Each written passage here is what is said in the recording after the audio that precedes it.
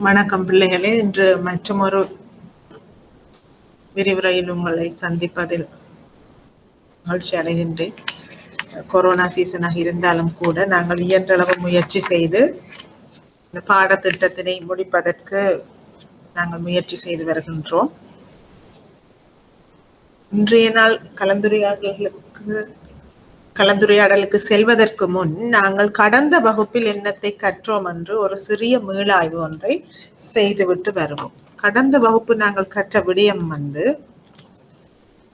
பிரதானமாக நாங்கள் கணக்காய்வை பற்றி பார்த்தோம். அதாவது கணக்காய்வு என்றால் என்ன, நிறுவனத்தின் நிதிசார் தகவல்கள் சரியான முறையில் ஏற்புடைய கணக்கீட்டு நியமங்களுக்கு இணங்கவும் அந்த நிறுவனத்தின் கொள்கைகள் பொருத்தமான கொள்கைகள் வழிகாட்டுதல்களுக்கு இணங்கவும் சரியான முறையில் தயாரிக்கப்பட்டிருக்கின்றனவா என்பதனை அனுமதிக்கப்பட்ட நிறுவனத்துக்கு வெளியே உள்ள கணக்காய்வாளர்களால் மேற்கொள்ளப்படுகின்ற கணக்காய்வு வெளியக கணக்காய்வு எக்ஸ்டர்னல் ஆடிட் என்றும், நிறுவனத்துக்கு உள்ளேயே உள்ள செயற்பாட்டு திணைக்களங்களினால் மேற்கொள்ளப்படுகின்ற செயற்பாடுகள் சரியான முறையில் ஏற்புடைய சட்டங்கள், கொள்கைகள் மற்றும் வழிகாட்டுதல்களுக்கு இணங்க செயற்படுத்தப்படுகின்றனவா, தேவையான அளவு உள்ளக கட்டுப்பாடுகள் இன்டர்னல் கண்ட்ரோல்ஸ் போதிய அளவு நிறுவனத்திற்குள் காணப்படுகின்றனவா என்பதை நிறுவனத்தின் உள்ளே உள்ள ஒரு திணைக்கள ஊழியர்களினால் மேற்கொள்ளப்படுகின்ற கணக்காய்வு உள்ளக கணக்காய்வு என்று சொல்லியும் பார்த்தோம். ஆகவே நாங்கள் பார்த்தது பிரதானமாக கணக்காய்வில் 2 வகை காணப்படுகின்றது, உள்ளக கணக்காய்வு மற்றும் வெளியக கணக்காய்வு என்று நாங்கள் பார்த்தோம். இதற்கு மேலதிகமாக நாங்கள் பார்த்தோம் கணக்காய்வு தொடர்பான ஒழுங்குமுறை தேவைப்பாடுகள் என்ன, அவைகள் கணக்கீட்டு நியமங்களை பின்பற்ற வேணும். இலங்கையின் சார்ட்டர்ட் அக்கௌண்டன்ஸ் இந்த கணக்காய்வு தொடர்பான சில விதிமுறைகளை வழங்கி இருக்கின்றது. இலங்கை மத்திய வங்கியும் அதாவது ஆண்டுக்கு ஒரு முறை வெளியாக அனுமதிக்கப்பட்ட கணக்காய்வாளர்களால் நிதி நிறுவனங்கள் கணக்காய்வுக்கு உட்படுத்தப்பட வேண்டும், அதற்குரிய ஃபார்மேட் கட்டமைப்பு என்ன என்பது தொடர்பான அறிவுறுத்தல்களையும் வழங்கி இருக்கின்றது என்றும் பார்த்தோம். பிறகு இலங்கை கணக்கீட்டு நியமங்கள் எந்த வகையில் இந்த கணக்காய்வுக்கு பயன்படுத்தப்படுகின்றது என்பதை தொடர்பாகவும் பார்த்தோம். பிறகு கணக்காய்வு செயல்முறை எவ்வாறு இடம்பெறுகின்றது, ஏற்கனவே பார்த்தமாய் கணக்காய்வு வகைகள். இந்த கணக்காய்வு வகை உள்ளக மற்றும் வெளியக கணக்காய்வாக இருந்தாலும் கூட சில வேளைகளில் நாங்கள் ப்ரோசஸ் ஆடிட், செயற்பாட்டு கணக்காய்வு, சிஸ்டம் ஆடிட்ஸ், அதாவது நிறுவனத்தில் உள்ள இன்ஃபர்மேஷன் டெக்னாலஜி ரிலேட்டட் சிஸ்டம், அதாவது தகவல் தொழில்நுட்பம் தொடர்பான முறைமைகளை கணக்காய்வு செய்தல், IS ஆடிட் என்று சொல்லுவோம். பிறகு பார்த்த நாங்கள் கணக்காய்வு குழுவின் பங்கு என்ன, அதாவது ஆடிட் கமிட்டி.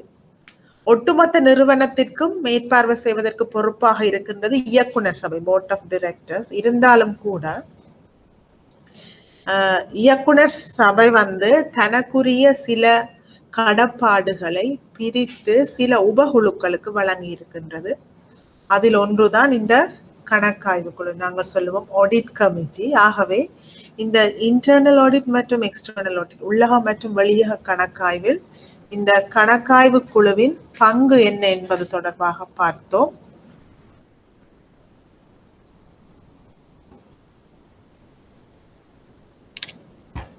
அதாவது நாங்கள் பார்த்தோம் இந்த கணக்காய்வு குழு ஆடிட் கமிட்டி வருடத்திற்கு ஆக குறைந்தது 2 தடவைகளாவது நிறுவனத்தின் உத்தியோகத்தர்கள் இல்லாத முற்றிலும் சுதந்திரமான இயக்குனர்களுடன் வெளியக கணக்காய்வாளர்களுடன் ஆக குறைந்தது 2 முறையாவது சந்திப்புகளை மேற்கொள்ள வேண்டும் என்று நாங்கள் பார்த்தோம். அடுத்தது கணக்காய்வு பிரச்சனைகளை அல்லது அவதானிப்புகளை தீர்த்தல், அறிக்கையிடுதல். அதாவது உள்ளக கணக்காய்வாளர்கள் மற்றும் வெளியக கணக்காய்வாளர்களால் தமது கணக்காய்வு செயற்பாட்டில் சில பிரச்சனைகள் அல்லது சில அவதானிப்புகள் கண்டறியப்படுகின்றது. ஆகவே அத்தகைய அவதானிப்புகளை எவ்வாறு உரிய தரப்பினருக்கு அறிக்கையிடுதல், அதை எவ்வாறு அந்த அவதானிப்புகளுக்கு சரியான தீர்வுகளை பெறுதல், அந்த பெற்ற தீர்வுகளை முகாமைத்துவத்திற்கு எவ்வாறு கொண்டு செல்லுதல் என்பது தொடர்பானவற்றை இங்கே நாங்கள் கலந்துரையாடினோம். நல்லது பிள்ளைகளே, நாங்கள் இன்றைய நாள் நாங்கள் கற்க போகின்ற விடயம் நாங்கள் சொல்லுவோம் ஸ்ட்ராட்டஜிக் பிளானிங். நீங்க எல்லாருமே வாழ்க்கையில ஒரு தடவையாவது கேள்விப்பட்டிருப்பீங்க இந்த ஸ்ட்ராட்டஜி, அதாவது தந்திரோபாயம். Strategic planning, strategic thinking, strategic process, அல்லாட்டி ஸ்ட்ராட்டஜிக் டிசிஷன்ஸ், இவ்வாறு பல்வேறு விதமாக இந்த ஸ்ட்ராட்டஜி என்ற வீட்டை நீங்கள் கேள்விப்பட்டிருப்பீங்கள். ஆகவே ஸ்ட்ராட்டஜிக் பிளானிங் என்று சொன்னால் நாங்கள் ஸ்ட்ராட்டஜி என்றா சொல்லுவோம் தமிழிலே மூலோபாயம் அல்லது தந்திரோபாயம் அல்லது உக்தி என்று பல்வேறு விதமாக நாங்கள் சொல்லிக் கொள்வோம். இங்கே நாங்கள் மூலோபாயம் என்ற வேட்டை பயன்படுத்துகின்றோம். ஆகவே சில நேரங்களில் மூலோபாய திட்டமிடலுக்கு பதிலாக தந்திரோபாய திட்டமிடல் அல்லது உக்தி திட்டமிடல் என்று தந்தால் அதுவும் நீங்கள் விளங்கிக் கொள்ள வேண்டும் இந்த ஸ்ட்ராட்டஜிக் பிளானிங். ஆகவே இன்றைய வகுப்பில் நாங்கள் இந்த ஒரு நிதி நிறுவனத்தின் மூலோபாய திட்டமிடல் எவ்வாறு காணப்படுகின்றது, என்னென்ன வழிமுறைகளை கொண்டிருக்கிறது என்பது தொடர்பான ஒரு விளக்கத்தை பார்க்க போகின்றோம்.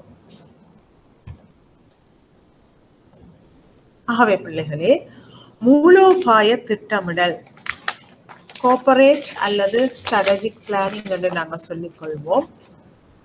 மூலோபாய திட்டமிடல் என்றால் என்ன?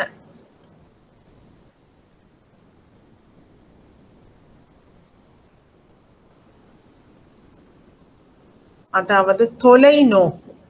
நாங்கள் இந்த மூலோபாய திட்டமிடல் பிரதானமாக கொண்டிருப்பது தொலைநோக்கு. தொலைநோக்கு என்று சொன்னால் நாங்கள் ஆங்கிலத்திலே விஷன் என்று சொல்லுவோம். நாங்கள் பிறகு ஒரு உதாரணத்தினை பார்ப்போம். இந்த விஷன் என்றால் என்ன, அது என்னென்ன கூறுகளை கொண்டிருக்கிறது என்று சொல்லி. ஆகவே இந்த ஸ்ட்ராட்டஜிக் பிளான், அதாவது மூலோபாய திட்டமிடலும் தொலைநோக்கு விஷன் ஸ்டேட்மெண்ட், அதே மாதிரி பணி மிஷன் ஸ்டேட்மெண்ட், பெருமானங்கள் வேல்யூஸ் மற்றும் நோக்கங்கள், அதாவது நாங்கள் ஒப்ஜெக்டிவ்ஸ் என்று சொல்லுவோம்.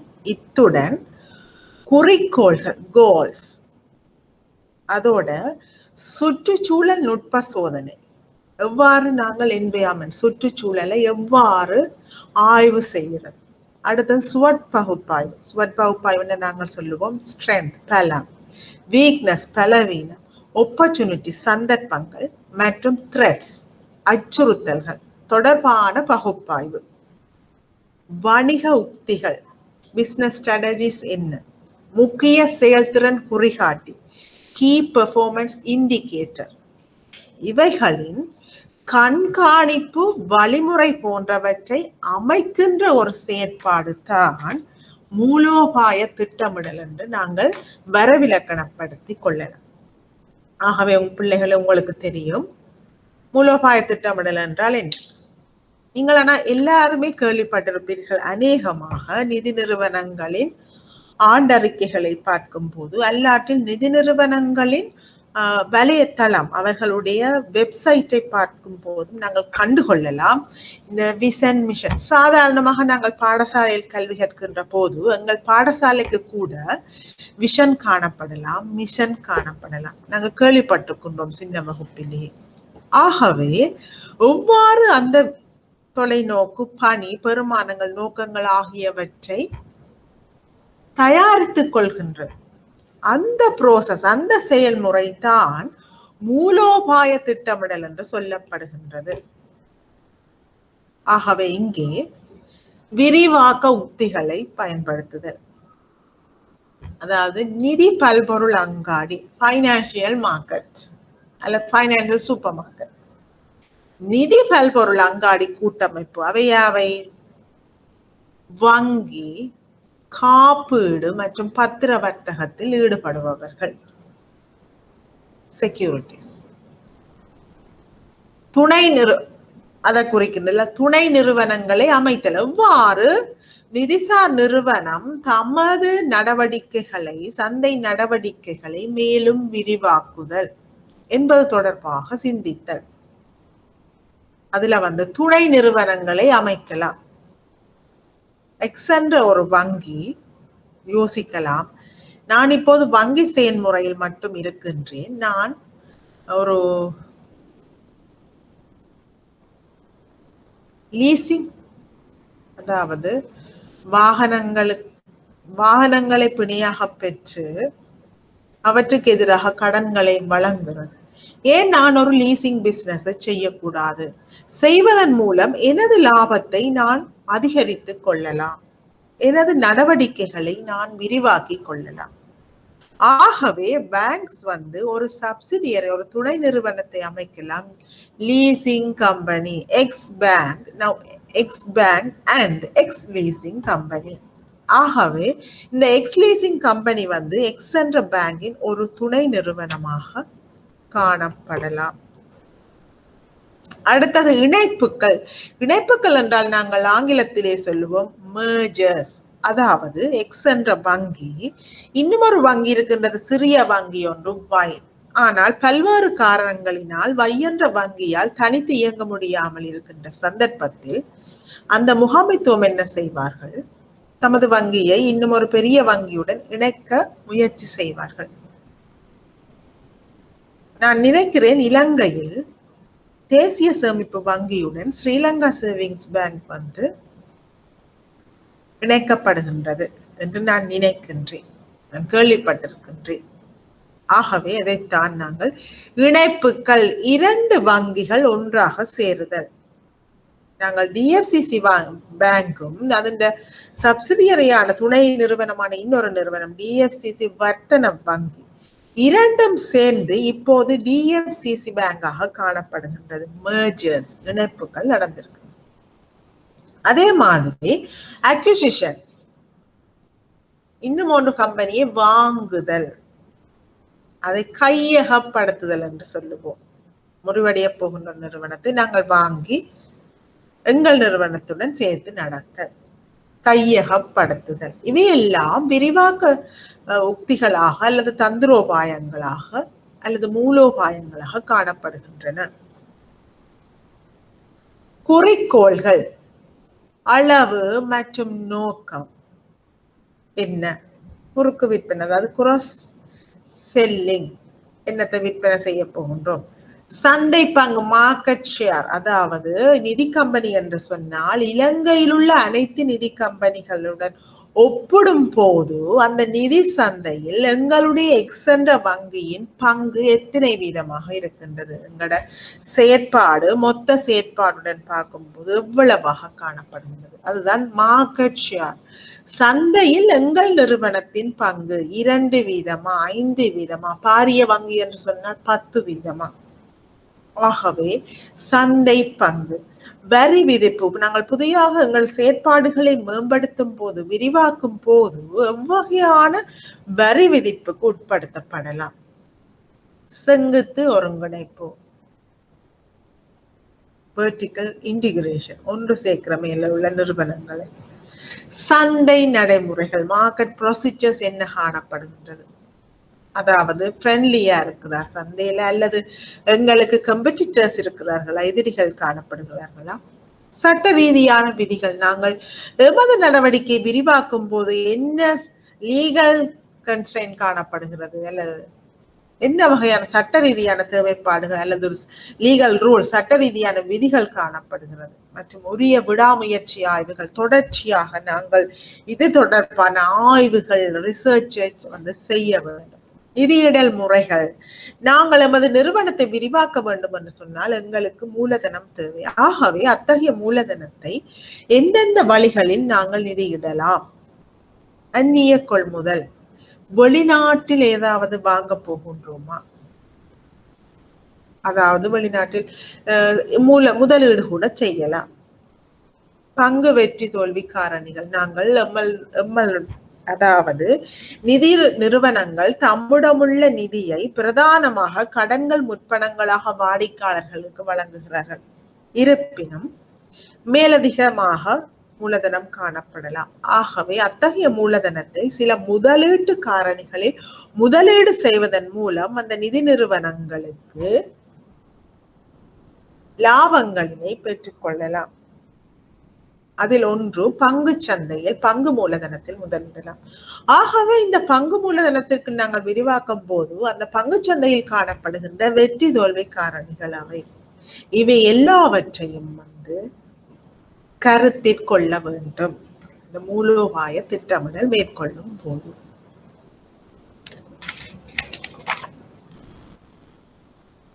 அடுத்தது நாங்கள் பார்ப்போம் அனைத்து நிதி நிறுவனங்களிலும் உள்ள முகாமையாளர்கள்.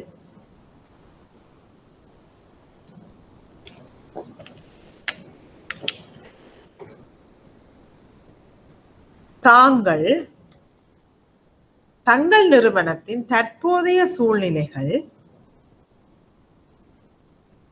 மற்றும் வாய்ப்புகள் பற்றிய மூலோபாய சிந்தனையில் 3 மைய கேள்விகளை எதிர்நோக்கின்றனர். பிரதானமாக இந்த மூலோபாய திட்டமிடல் மேற்கொள்ளும் போது பிரதானமான 3 கேள்விகளுக்கு விடை அளிப்பதன் மூலம் இந்த திட்டமிடலை மேற்கொள்ளலாம். அவை எவை?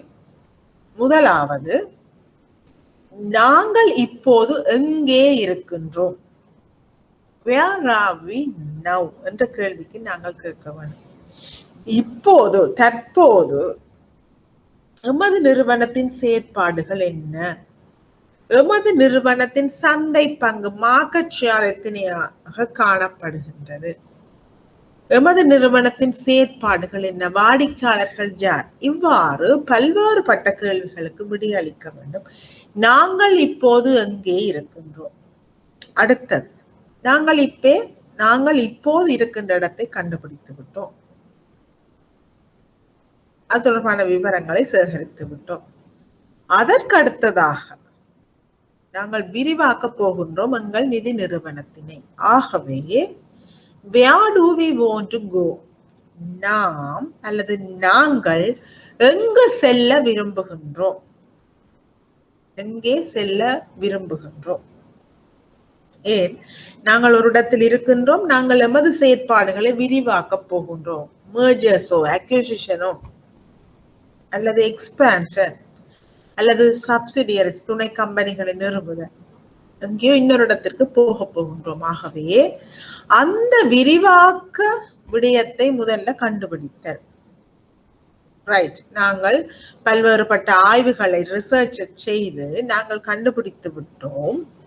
நாங்கள் இன்னொரு துணை கம்பெனியை உருவாக்க போகின்றோம். ஆகவே அடுத்தது என்ன செய்ய வேண்டும் என்று சொன்னால், how will we get there? How will we make the subsidiary? நாங்கள் எப்படி அங்கு செல்வோம்? நாங்கள் வங்கி தொழிலில் இருக்கின்றோம், நாங்கள் லீசிங் கம்பெனி தொடர்பான ஒரு துணை கம்பெனியை நிறுவப் போகின்றோம். அந்த துணை கம்பெனியை எப்படி நிறுவப் போகின்றோம்? அதுதான் நாங்கள் எப்படி அங்கு செல்வோம். ஆகவே இந்த தந்திரோபாய திட்டமிடலில் இந்த பிரதான 3 கேள்விகளுக்கு விடை அளிப்பதன் மூலம் நாங்கள் இந்த திட்டத்தினை மேற்கொள்ளலாம்.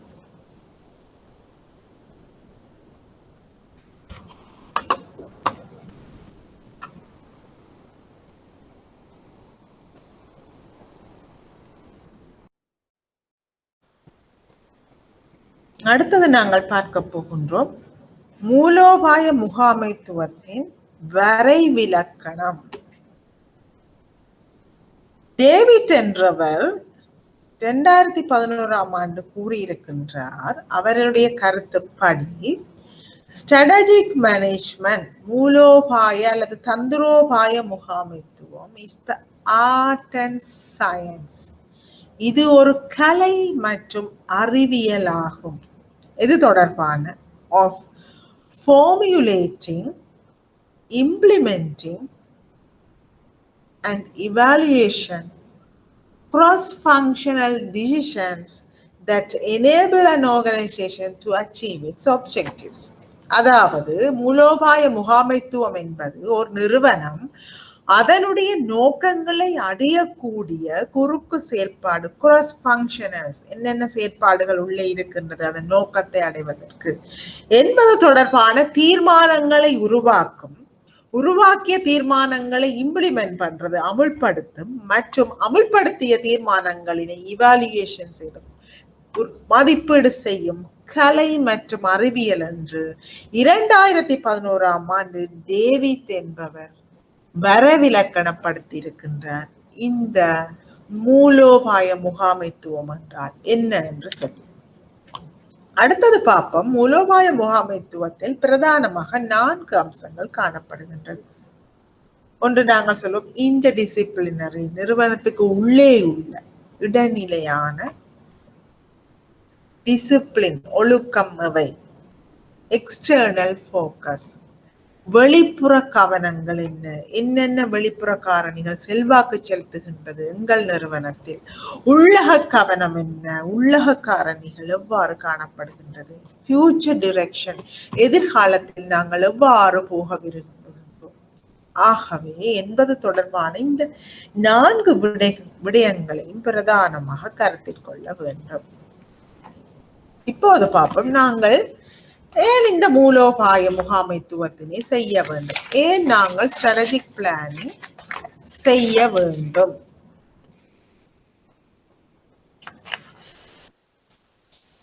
என்று சொல்லி நாங்கள் பார்த்தால் இந்த ஸ்ட்ராட்டஜிக் பிளானிங்கின் ஊடாக, அதாவது இந்த தந்திரோபாய திட்டமிடல் செயற்பாட்டின் ஊடாக தொலைநோக்கு, நாங்கள் ஏற்கனவே பார்த்த மாதிரி எங்களுடைய நிறுவனத்துக்கு தேவையான விஷன், பணி, மிஷன் மற்றும் பெருமானங்கள், வேல்யூஸ் ஆகியவற்றை வரையறுப்பதற்கு அல்லது ஆகியவற்றை கண்டுபிடிப்பதற்கு அல்லது ஆகியவற்றினை தீர்மானிப்பதற்கு இந்த ஸ்ட்ராட்டஜிக் பிளான் பிரயோஜனமாக காணப்படுகின்றது. எங்களுக்கு தெரியும், ஒரு நிறுவனத்திற்கு அதன் விஷன், மிஷன், வேல்யூஸ் மிகவும் முக்கியம். ஏனெனில் இதுதான் சொல்லுகின்றது என்ன நோக்கத்திற்காக இந்த நிறுவனம் இயங்குகின்றது. ஆகவே இவற்றினை வரையறுப்பதற்கு இந்த ஸ்ட்ராட்டஜிக் பிளானிங் முக்கியமாக காணப்படுகின்றது.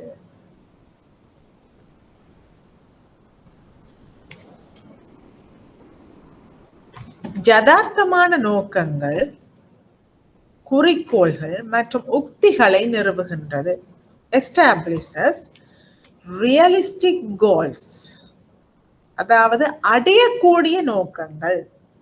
சும்மா எங்களுக்கு ஆசை, ஒரு நிதி நிறுவனம் சொல்லலாம், நான் எனது வாடிக்கையாளர்களை இந்த வருஷம் 1000 கூட்ட வேண்டும், அல்லது எனது கடன்கள் முற்பணங்களை 10 மில்லியனால் அதிகரிக்க வேண்டும்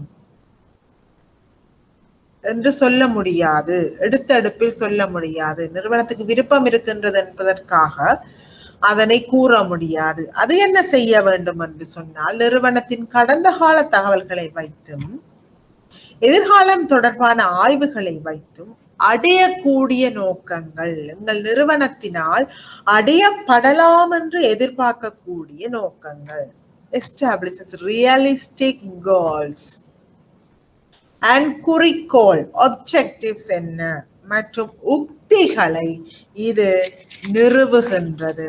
ஆகவே எங்களுக்கு தெரியும், முதலில் பார்த்த நாங்கள் விஷன், மிஷன், வேல்யூ ஸ்டேட்மெண்ட்ஸ் மேற்கொள்கின்றது.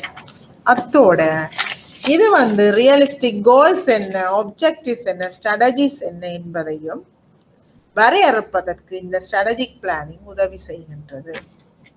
மேலும் வளங்களை திறம்பட பயன்படுத்துவதனை உறுதி செய்கின்றது. ஏனெனில் எங்களிடம் வளங்கள், ரிசோர்சஸ் இருக்குது, அதை நாங்கள் சும்மா கண்டபடி முயற்சி செய்து பார்க்கலாம் என்று சொல்லி வாடிக்கையாளர்கள் வாய்ப்பிலிட்டிருக்கிறார்கள். கண்டபடி நாங்கள் அதை கடன்கள் முற்பணங்களாக எல்லா கடன் கேட்பவர்கள் எல்லாருக்கும் கொடுத்து விட முடியாது. ஏனெனில் திரும்ப எமக்கு நிதியை தந்த வாடிக்கையாளர்கள் தமது டிபாசிட்டை வித்ரோவல் மீளப்பெறும் போது நாங்கள் அவர்களுக்கு திருப்பி கொடுப்பதற்கு எங்களிடம் பணம் இருக்க வேண்டும்.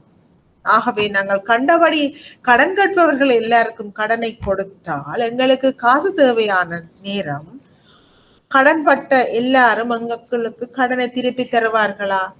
கூற முடியாது. இதற்காகத்தான் கடன் கேட்பவர்களின் ரீபேமெண்ட் கெப்பாசிட்டி, கடனை திருப்பி செலுத்தும் இயலுமை.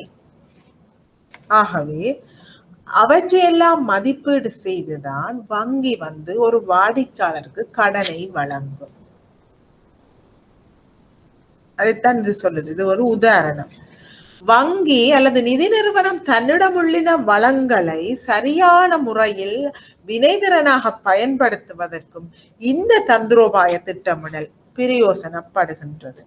மேலும் முன்னேற்றத்தினை அளவிட அடிப்படை வழங்குகின்றது. இது it provides base to measure progress. எங்களுக்கு தெரியும் வேர் ஆர் வி நவ், நாங்கள் இப்ப அங்கே இருந்தோம் என்று தெரியும், எங்கே போக போகின்றோம் என்று தெரியும், எப்படி போக போகின்றோம் என்று தெரியும். ஆகவே ஒரு குறிக்கப்பட்ட காலத்தின் பிறகு நாங்கள் அதனை ஃபாலோ அப் செய்து கொள்ளலாம், பின்னூட்டம் செய்து கொள்ளலாம், அல்லது மதிப்பீடு செய்து கொள்ளலாம், இவாலுவேட் பண்ணலாம். நாங்கள் எவ்வளவினை அடைந்துள்ளோம் என்று. ஆகவே அந்த முன்னேற்றத்தினை அளவிடுவதற்கும் இது ஒரு அடிப்படையினை வழங்குகின்றது. எதிர்கால வழியில் ஒருமித்த கருத்தினை உருவாக்குகின்றது. Develops consensus on future direction. ஏற்கனவே சொன்ன மாதிரி எங்களிடம் காசு இருக்கின்றது, இதை கண்டபடி நாங்கள் முதலீடு செய்ய முடியாது. ஆகவே சரியான திட்டமிடலின் ஊடாக எங்களுக்கு சொல்லுது நாங்கள் இந்த திசையை நோக்கித்தான் செல்ல போகின்றோம். மேர்ஜர்ஸுக்கு போகல, அக்விசிஷனுக்கு போகல, நாங்கள் சப்சிடியரி ஒன்றை, துணை கம்பெனியை உருவாக்க போகின்றோம். ஆகவே சரியான ஒரு திசையை காட்டுகின்றது, ஒரு ஃபியூச்சர் வழி, சரியான ஒரு நோக்கை அல்லது போக்கை, ஒரு வழியை, ஒரு திசையை இது காட்டுவதற்கு வழிவகுக்கின்றது. வலுவான அணிகளை உருவாக்குகின்றது. Build strong teams. ஏன் சரியான முறையில திட்டமிட்டுட்டோம், சரியான முறையில வளங்களை பயன்படுத்துகின்றோம். ஆகவே இதனை பிறகு சரியானவர்களை இந்த பணிக்கு நியமிப்பதற்கும் இது உதவி செய்கின்றது. பாரிய பிரச்சனைகளை தீர்க்கின்றது. Solves major problems. ஏனெனில் எங்களுக்கு தெரியும் நாங்கள் சரியான முறையில் எங்கள் வாழ்க்கையை கூட சரியான முறையில் திட்டமிடாவிட்டால் நாங்கள் எதிர்பார்க்காத பல பிரச்சனைகளை சந்திக்க நேரிடலாம். ஆனால் இது எங்களுக்கு தெரியும், இங்கே நாங்கள் சரியாக திட்டமிட்டுட்டோம், நாங்கள் எங்கே போக போகின்றோம், எப்படி போக போகின்றோம். ஆகவே எங்களுக்கு இங்கே வருகின்ற பிரச்சனைகள் குறைவாக இருக்கும். இருந்தாலும் சில பிரச்சனைகள் வந்தாலும் நாங்கள் ஏற்கனவே தீர்மானித்திருப்போம் எவ்வாறு பிரச்சனைகளை முகம் கொடுப்பது. இதனால் நாங்கள் நிறுவனத்துக்கு வரக்கூடிய பாரிய பிரச்சனைகளை தீர்த்து கொள்வதற்கும் இது உதவி புரிகின்றது. அடுத்தது பார்ப்போம் பிள்ளைகளை, நாங்கள் மூலோபாய திட்டமிடல் செயல்முறையின் ப்ரோசஸ், மூலோபாய திட்டமிடல் செயல்முறை எவ்வாறு காணப்படுகின்றது.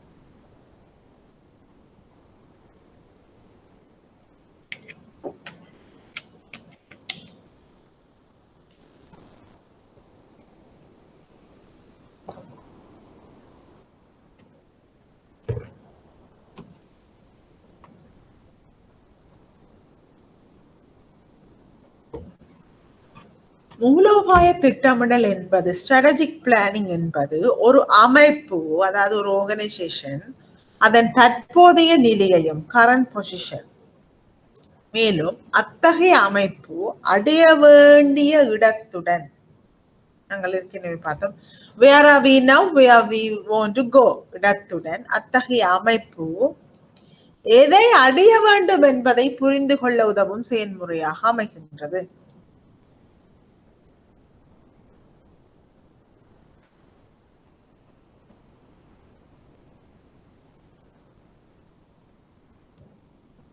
நாங்க ஏற்கனவே பார்த்து விட்டோம், எங்கே இப்போ இருக்கின்றோம், எதை அடைய போகின்றோம், எவ்வாறு அடைய போகின்றோம். ஆகவே என்பதை திட்டமிடுகின்ற ஒரு செயற்பாடுதான் இந்த மூலோபாய திட்டமிடல் செயற்பாடு. மேலும் மூலோபாய திட்டமிடல் செயல்முறை என்பது நிறுவனத்தின் மூலோபாயம் மற்றும் அதன் செயல்முறை என்றும் வரையறுக்கப்படுகின்றது. அதான் ஸ்ட்ராட்டஜிக் பிளானிங் என்றால் என்ன? ஸ்ட்ராட்டஜிஸையும் அதன் ப்ரோசஸையும் செய்கின்ற செயற்பாடு. இதன் மூலம் முகாமையாளர்கள் என்ன செய்யலாம் என்று சொன்னால், இலக்குகள் கோல்ஸ் மற்றும் உக்திகளின் தொகுப்பை ஸ்ட்ராட்டஜிஸ் என்ற தொகுப்பை தேர்வு செய்கிறார்கள். அதாவது என்னென்ன பிரதான இலக்குகளை அடைய போகின்றோம், அதை அடைவதற்குரிய ஸ்ட்ராட்டஜிஸ் உக்திகள் அவை என்பனவற்றினை இந்த ஸ்ட்ராட்டஜிக் பிளானிங் ப்ரோசஸின் ஊடாக முகாமையாளர்கள் கண்டுபிடிக்கிறார்கள் மற்றும் அதை செயல்படுத்தக்கூடிய சிறந்த செயல்திறனை அடைய உகந்த நிறுவன சூழலையும் உருவாக்குகிறார்கள். ஆகவே அவர்கள் கண்டுபிடித்து விட்டார்கள், இப்ப எங்கே இருக்கின்றோம், எங்கே போகின்றோம், எவ்வாறு போகின்றோம், ஆகவே அதற்கு எவ்வாறு நாங்கள் வளங்களை சரியான முறையில் வளமிடுதல் அல்லது அலோகேட் பண்ண ஒதுக்குதல், எமது வியாபார சூழல்கள் அதுக்கேற்ற சூழல்களை சரியான முறையில் உருவாக்கி கொள்வதற்கு இது முகாமையாளருக்கு வழிவகுக்கின்றது. மேலும் மூலோபாய திட்டமிடல் என்பது நிதி நிறுவனங்களின் திசை எதிர்கால வழியை அமைக்கும் ஒரு முக்கிய அங்கமாகும். நாங்கள் எங்களுடைய ஃபியூச்சர் டிரெக்ஷனை சரியான முறையில சொல்லுது. நாங்கள் ஏற்கனவே பார்த்த உதாரணத்தின் படி மேஜர்ஸுக்கு இணைப்புக்கு போகையில அக்விசிஷன், அதாவது கையகப்படுத்தலுக்கு போகையில நாங்கள் சப்சிடியரி, நாங்கள் ஒரு துணை கம்பெனியை நிறுவுவதற்கு போகின்றோம். ஆகவே ஒரு நிறுவனத்தின் எதிர்கால சரியான திசை அல்லது போக்கினை அல்லது இடத்தினை அமைப்பதற்கும் இது ஒரு முக்கிய அங்கமாக காணப்படுகின்றது. அடுத்தது மூலோபாய திட்டமிடல் கட்டமைப்பு ஸ்ட்ரக்சரை பார்த்தோம் என்று சொன்னால் பாருங்க பிள்ளைகளே, முதலாவது என்ன செய்தன்னு சொன்ன தந்திரோபாய திட்டமிடலில் நாங்கள் விஷன் தொலைநோக்கு, நிறுவனத்தின் தொலைநோக்கு அங்கே, அதாவது ஒரு நிறுவனம் இன்று ஆரம்பிக்கப்படுகின்றது என்று சொன்னால் இன்னும் 50 வருடங்களின் பின் அல்லது இன்னும் 25 வருடங்களின் பின் என்னத்தை அடைவதற்கு எதிர்பார்க்கின்றது? தொலைநோக்கு, நீண்ட காலத்தை சிந்திக்கிறது. ஆகவே அந்த விஷன் என்ன, அந்த விஷனை அடைவதற்குரிய குறுகிய கால நோக்கு என்ன, பணி, நிறுவனத்தின் பிரதான பணி என்ன, அந்த மிஷனை நாங்க டெவலப் பண்ண உருவாக்க வேண்டும். ஆகவே தொலைநோக்கினையும் பணியினையும் உருவாக்குதல். அடுத்தது பிறகு என்ன செய்ய வேண்டும்? எஸ்டாப்ளிஷ் ஆப்ஜெக்டிவ்ஸ், குறிக்கோள்கள். நிறுவனத்தின் இந்த தொலைநோக்கினையும் பணியையும் மேற்கொள்வதற்குரிய நோக்கங்கள் என்ன, பிறகு அந்த நோக்கங்களை அடைவதற்கான தந்திரோபாயங்கள் அல்லது உக்திகள் என்ன, எந்த வகையான உக்திகளை பயன்படுத்தி நாங்கள் இந்த நோக்கங்களை அடைந்து கொள்ளலாம். பிறகு அந்த நோக்கங்களை கண்டுபிடித்து அந்த உக்திகளை கண்டுபிடித்து விட்டோம், அந்த உக்திகளை எவ்வாறு அமுல்படுத்துவது, அந்த ஸ்ட்ராட்டஜி இம்ப்ளிமெண்ட் ஸ்ட்ராட்டஜிஸ் எவ்வாறு நாங்கள் இதனை அமுல்படுத்துவது. சரி, இப்ப நோக்கங்களை கண்டுபிடிச்சு வரையறுத்துட்டோம், அந்த நோக்கங்களை அடைவதற்குரிய தந்திரோபாயங்களையும் கண்டுபிடிச்சிட்டோம். இப்போது அந்த தந்திரோபாயங்களை செயற்படுத்துகின்றோம். செயற்படுத்தியதன் பிற்பாடு சரியான முறையில் இந்த நோக்கங்களை அடைவதற்கு இவை பயன்படுத்தப்பட்டிருக்கின்றனவா என்பதை அளவிடுதல், மதிப்பீடு செய்தல், அதுதான் மெஷர்ஸ் அண்ட் இவாலுவேட்ஸ். ஆகவே பிள்ளைகளே, இந்த டெவலப் விஷன் மிஷன் தொலைநோக்கு மற்றும் பணியினை உருவாக்குதலும் நிறுவனத்தினுடைய குறிக்கோள்களை உருவாக்குதலும் நாங்கள் சொல்லிக் கொள்வோம் ஸ்ட்ராட்டஜி ஃபார்முலேஷன், தந்திரோபாய உருவாக்கம். பிறகு நாங்கள் உக்திகளினை உருவாக்கி அந்த உக்திகளினை அல்லது இந்த தந்திரோபாயங்களினை அமுல்படுத்தும் செயற்பாட்டை சொல்லுவோம் ஸ்ட்ராட்டஜிக் இம்ப்ளிமெண்டேஷன், தந்திரோபாய அமுலாக்கம். அதன் பிறகு தந்திரோபாயங்கள் சரியான முறையில் செயற்படுத்தப்பட்டிருக்கின்றனவா என்பது தொடர்பாக அளவிடும் அல்லது மதிப்பிடும் செயற்பாடு ஸ்ட்ராட்டஜி இவாலுவேஷன், தந்திரோபாய மதிப்பீடு என்று நாங்கள் சொல்லிக் கொள்வோம். ஆகவே இவை எல்லாவற்றையும் கொண்ட செயற்பாடுதான் இந்த மூலோபாய திட்டமிடல் என்று சொல்லிக் கொள்வோம். இதற்கு மேலதிகமாக இடையிலே நாங்கள் ஏற்கனவே பார்த்தது மாதிரி இன்டர்னல் ஆடிட் காணப்படும். அதே மாதிரி எக்ஸ்டர்னல் ஆடிட், உள்ளக கணக்காய்வும் வெளியக கணக்காய்வும் காணப்படும்.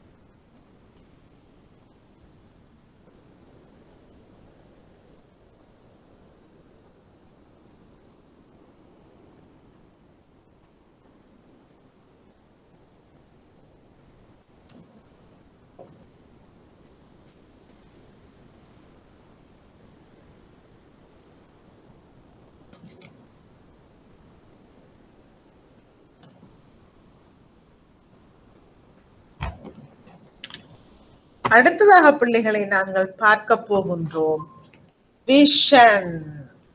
தொலைநோக்கு என்றால் என்ன?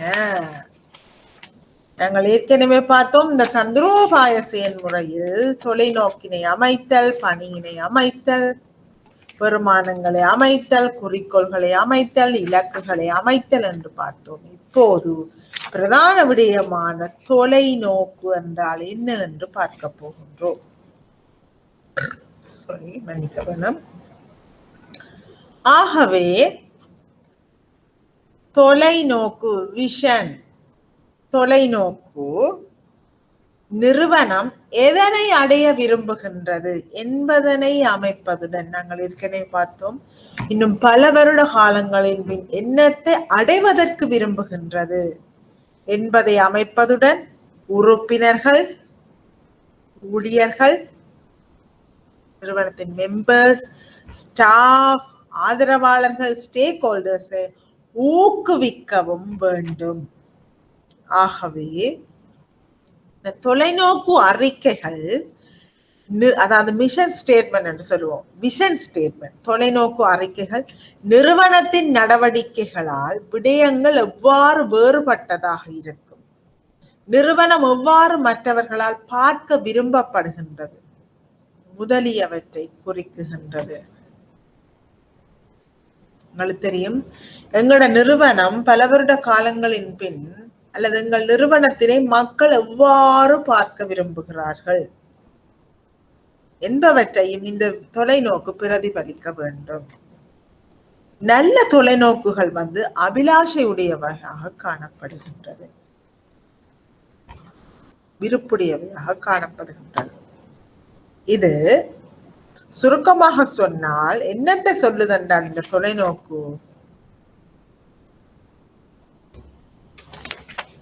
நிறுவனத்தின் விரும்பிய எதிர்கால நிலைய விவரிக்கிறது. நான் ஏற்கனவே சொல்லிட்டேன், நிறுவனம் என்னத்தை நீண்ட காலத்தில் அடைய விரும்புகின்றது அல்லது எங்கே இருக்க விரும்புகின்றது, நிறுவனத்தின் விரும்பிய எதிர்கால நிலையை இது விவரிக்கின்றது. தொழில்நுட்ப ரீதியாகவும் மிகவும் மேம்பட்டிருப்பதற்கு, டெக்னாலஜிக்கல் ரீதியாக அட்வான்ஸ்மெண்ட் மற்ற நிறுவனங்களோட சிறப்பாக வருவதற்கு, இலங்கையில் புதுமையானதாகவும் வாடிக்கையாளர் நட்பு ரீதியானதும் நிதி சேவைகள் அமைப்பாக இருப்பதற்கும், அதாவது இலங்கையை பற்றித்தான் நாங்கள் இப்போது கதைக்கின்றோம். இலங்கையில் உள்ள நிதி நிறுவனம் ஒன்று யோசிக்குது, தான் இந்த சந்தையில் நிதி சேவைகள், பைனான்சியல் சர்வீசஸ் வழங்குவதில் நான் ஃப்ரெண்ட்லியாக, கஸ்டமர் ஃப்ரெண்ட்லி, வாடிக்கையாளர்களுடன் நான் எந்தவித முரண்பாடும் இல்லாமல் நட்பு ரீதியாகவும், அதே நேரம் மற்ற நிறுவனங்களை விட இனோவேட்டிவ், புதுமையானதாகவும் இருப்பதற்கு, தென்னாசியாவில் மேலும் விரிவாக்கத்துக்கு தயாராக இருப்பதற்கு, எனது நிறுவனத்தின் உபபிரிவுகளை இலங்கைக்கு வெளியிலும் தென்னாசியாவிலும் நான் விரிவாக்கம் செய்வதற்கு தயாராக இருப்பதற்கும்,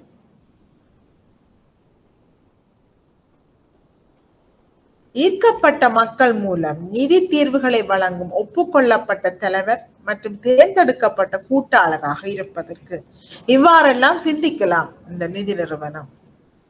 இலங்கையின் ஆர்வமுள்ள மக்களின் வங்கியாக இருப்பதற்கு, மற்ற வங்கிகளை விட நான் தான் மிகவும் ஆர்வமுள்ள வங்கியாக இருப்பதற்கு, போட்டி மற்றும் தன்னம்பிக்கை உள்ள மதிப்பை உருவாக்குவதற்கு, மக்களை மேம்படுத்துதல் போன்றவற்றிற்கு யோசிக்கலாம் நிதி நிறுவனங்கள். மேலும் ஒரு நிதி நிறுவனம் யோசிக்கலாம், நான் இலங்கை நிதி சேவைகளில் வளர்ந்து வரும் ஒரு பிரதான பிரிவாக காணப்பட வேண்டும்.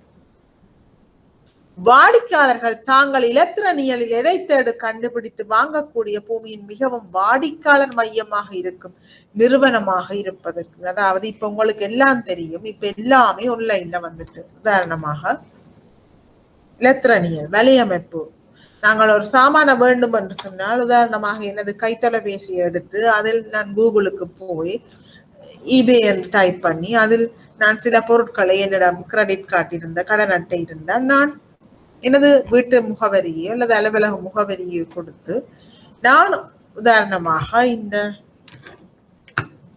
மவுஸ் ஒன்றை நான் வாங்கிக் கொள்ள வேண்டும். நான் செலக்ட் பண்ணி காசையும் பே பண்ணி விட்டால் ஒரு குறிக்கப்பட்ட காலப்பகுதியில் எனது வீட்டு முகவரிக்கு தபாலும் இந்த பொருள் என்னை வந்தடையும். நான் எங்கேயும் போக தேவையில்லை. நான் ஒரு கதிரையில் இருந்து கொண்டே எனக்கு தேவையான பொருட்களை வாங்கலாம். ஆகவே இது ஒரு உதாரணம் இந்த இலத்திரனியல் கொடுக்கல் வாங்கல்.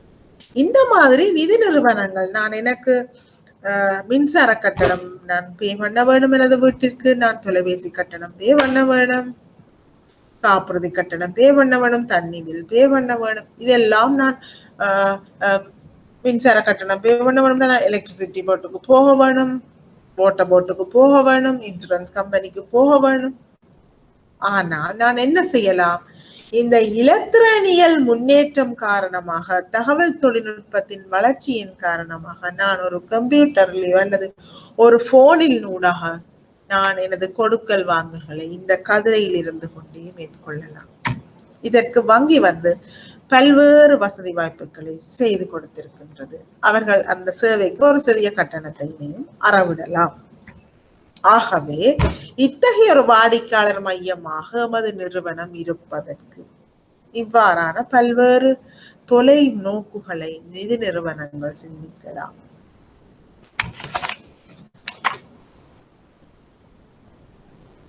இப்போது நாங்கள் பார்ப்போம் பிள்ளைகளே, விஷன் என்று சொல்றோமே. ஆகவே இந்த விஷன் என்ற நாங்கள் ஒரு உதாரணத்தை பார்ப்போம். பாருங்க பிள்ளைகளே, இது இலங்கை மத்திய வங்கியின் வலைத்தளம். இந்த வலைத்தளத்திலே அவர்கள் அபவுட் பேங்க், தனது வங்கியை பற்றி குறிக்கப்பட்டிருக்கின்றது. Vision, mission, values. அதை கிளிக் பண்ணினால் பாருங்க, அவர் விஷன், எங்களுடைய தொலைநோக்கு என்னன்னு சொன்னா, இலங்கை மத்திய வங்கியின் தொலைநோக்கு credible and dynamic central bank contributing to the prosperity of Sri Lanka. இலங்கையினுடைய ஒரு சிறந்த எதிர்காலத்திற்கு பங்களிப்பு செய்கின்ற நம்பகத்தன்மையான ஒரு நிறுவனமாக இருப்பது தான் இலங்கை மத்திய வங்கியின் தொலைநோக்கு. இலங்கையின் எதிர்காலம் என்னென்று சொன்னால், இது இலங்கை மத்திய வங்கி ஒரு ஸ்டேட் ஆர்கனைசேஷன், அரசு சார்பான ஒரு நிறுவனம். ஆகவே நாட்டை பற்றி சிந்திக்கின்றது. நீண்ட காலத்தில் எமது இலங்கையினை பிரகாசமாக அமைக்க வேண்டும். அதற்கு பங்களிப்பு செய்வது தான், பங்களிப்பு செய்யும் ஒரு நிறுவனமாக இருப்பது தான் எங்களுடைய தொலைநோக்கு. Our vision clearly indicates, எங்களுடைய தொலைநோக்கு தெளிவாக சொல்லுகின்றது, that the bank is deeply committed to contributing to the prosperity of Sri Lanka. அதாவது எங்கள் வங்கி இலங்கையினுடைய எதிர்காலத்தை அடைவதற்கு, பங்களிப்பு செய்வதற்கு மிகவும் உற்சாகப்படுகின்றது அல்லது மிகவும் ஆர்வமாக செயற்படுகின்றது என்பதை சொல்லுகின்றது. The term prosperity has a wide connotation. Prosperity என்று சொன்னால் என்ன? enhancement of the quality of life of people through sustainable wealth creation. அதாவது இலங்கையிலுள்ள மக்களின் தரத்தினை உயர்த்துதல்.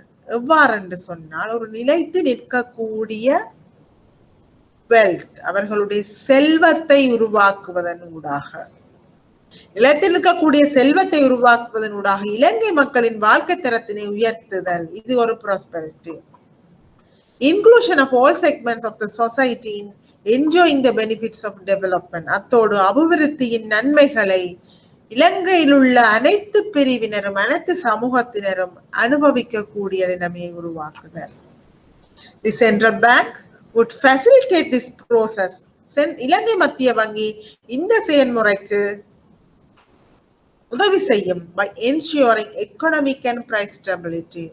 பொருளாதார உறுதிப்பாட்டினையும் விலை உறுதிப்பாட்டினையும் and financial system stability, நிதிசார் முறைமை உறுதிப்பாட்டினையும் அடைவதன் ஊடாக, while providing prudential and proactive policy recommendations, பொருத்தமான தேவையான சரியான கொள்கை வழிகாட்டுதல்களை வழங்குதல், சிபார்சுகளை வழங்குதல் as the advisor to the government on economic affairs.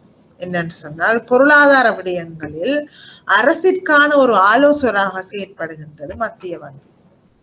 இதனூடாக இலங்கையின் ப்ராஸ்பரிட்டி, பிரகாசமான ஒளிமயமான இலங்கையை உருவாக்குவதற்கு இலங்கை மத்திய வங்கி பங்களிப்பு செய்கின்றது என்று சொல்லி இலங்கை மத்திய வங்கியின் தொலைநோக்கு உருவாக்கப்பட்டிருக்கின்றது. ரைட், இது நான் ஒரு உதாரணம் ஒன்று வந்து உங்களுக்கு காட்டியிருக்கிறேன், இந்த விஷன் ஸ்டேட்மெண்ட். அடுத்தது பார்ப்போம், why is a vision necessary? இந்த தொலைநோக்கு வந்து ஏன் அவசியமாக காணப்படுகின்றது? ஏனென்று சொன்னால்,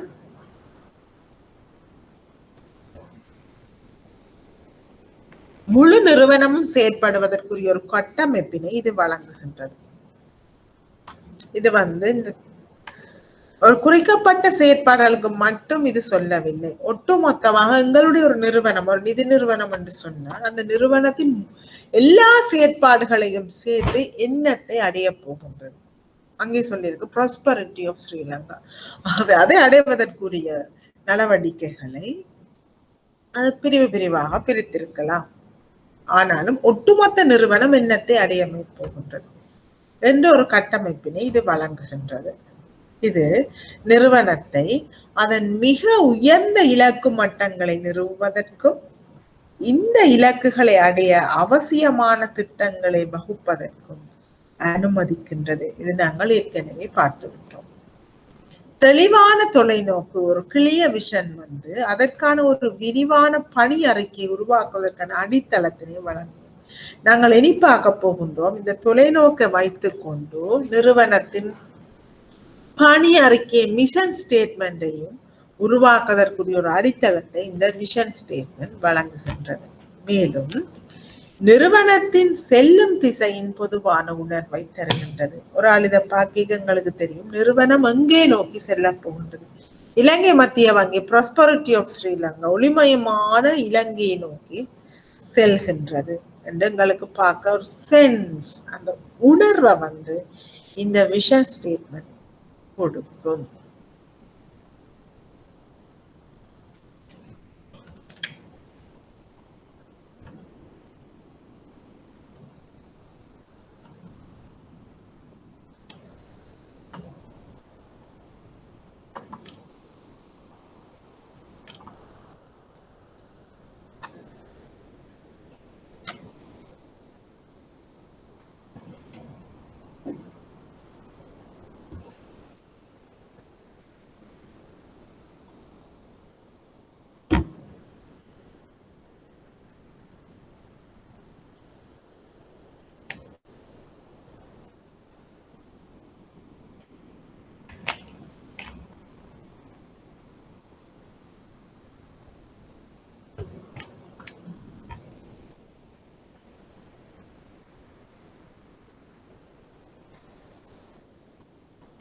அடுத்தது நாங்கள் பார்ப்போம், நாங்கள் மிஷனை பற்றி பார்க்க போகின்றோம். ஆகவே மிஷன் என்று சொன்னால் நாங்கள் பார்த்தோம் பணி அல்லது பணி அறிக்கை. பணி அறிக்கை என்றால் என்ன என்று நாங்கள் வரவிலக்கணம் பார்ப்பதற்கு முன்னர் ஒரு பணி அறிக்கையின் கூறுகளவை என்று சொல்லி பார்ப்போம். Components of a mission statement என்னென்ன விடயங்கள் உள்ளடக்கப்படுகின்றது. ஒரு பயனுள்ள அறிக்கை பின்வரும் பண்புகளை அல்லது கூறுகளை வெளிப்படுத்துகின்றது என்று மூலோபாய முகாமைத்துவத்தின் பெரும்பாலான பயிற்சியாளர்கள் மற்றும் கல்வியாளர்கள் சொல்லுகின்றார்கள். என்னென்ன என்று சொல்லி பார்ப்போம். அதாவது நிறுவனத்தின் வாடிக்கையாளர்கள் யார், who are our customers என்பதை தீர்மானிக்க வேண்டும். ஒரு நிதி நிறுவனம் என்று சொன்னால் அல்லது ஒரு வங்கி என்று சொன்னால் யார் எங்கட பிரதான வாடிக்கையாளர்கள். உதாரணத்திற்கு வீட்டு கடன் பெறுபவர்களா அல்லது தனிநபர் கடன்களை பெறுபவர்களா, கடன் அதாவது எங்களுடைய கடன் பெறுபவர்கள் யார்.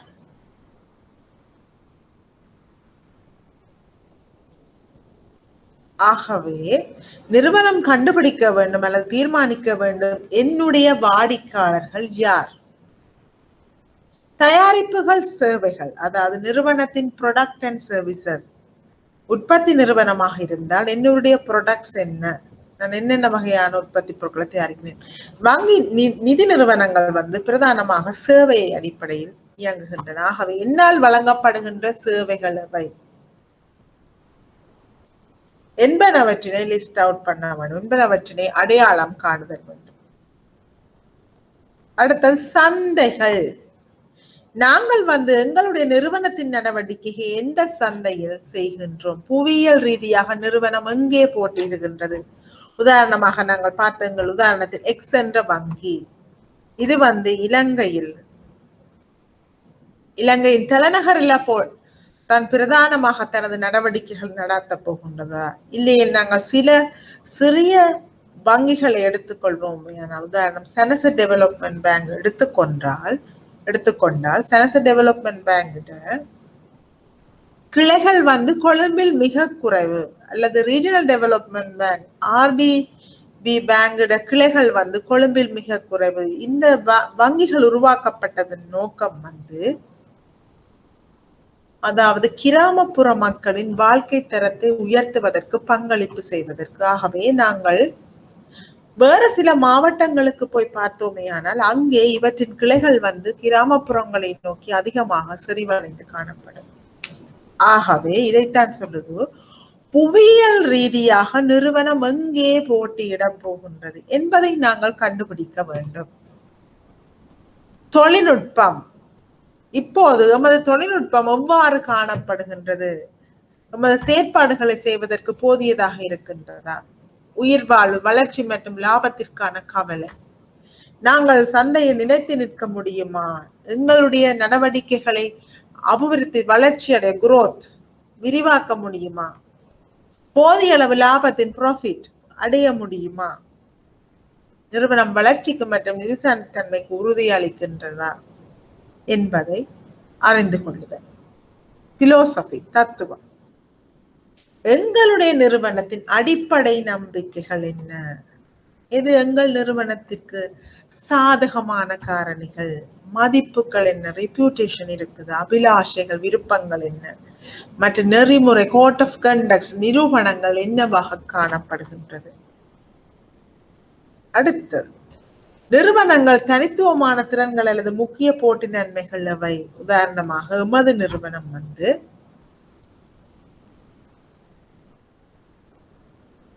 சில வகையான சேவைகளை வழங்குவதில் எக்ஸ்பர்ட் அனுபவம் வாய்ந்ததாக காணப்படலாம். எமது சேவை கட்டணங்கள் குறைவாக காணப்படலாம். விரைவாக எங்களுக்கு சில சேவைகளை வழங்கக்கூடியதாக இருக்கும். ஆகவே எமது நிறுவனத்தின் போட்டி நன்மைகள் எவை என்பதனை அடையாளம் காணுதல். அடுத்தது நிறுவனம் சமூக மற்றும் சுற்றுச்சூழல் விடயங்கள் அல்லது பிரச்சனைகளுக்கு பதிலளிப்பதாக இருக்கின்றதா. கோஆபரேட் சோஷியல் ரெஸ்பான்சிபிலிட்டி என்ன, சுற்றுச்சூழல் ஏற்படுகின்ற மாற்றங்கள் பிரச்சனைகளுக்கு எங்களால் ஏதாவது தீர்வு கொடுக்கக்கூடியதாக இருக்கின்றதா, அல்லது ரெஸ்பான்ஸ் பண்ணக்கூடியதா, பதிலளிப்பு செய்யக்கூடியதாக இருக்கின்றதா? ஊழியர்களுக்கான அக்கறை நாங்கள் எம்ப்ளாயிஸ கருத்துல கொள்ள வேண்டும். ஆகவே நாங்கள் யோசிக்க வேண்டும், எமது நிறுவனத்தின் மிகவும் மதிப்பு மிக்க சொத்து யார்? இந்த ஸ்டாஃப், ஊழியர்கள். ஊழியர்கள் இல்லாட்டில் எமது நிறுவனத்தினை நாங்கள் கொண்டு செல்ல முடியாது. ஆகவே சிந்திக்க வேண்டும், ஊழியர்கள் தான் எமது நிறுவனத்தின் பிரதான சொத்தாக காணப்படுகின்றன. ஆகவே இவற்றை எல்லாம் கருத்தில் கொள்ள வேண்டும் இந்த பணி அறிக்கையை தயாரிக்கின்ற போது.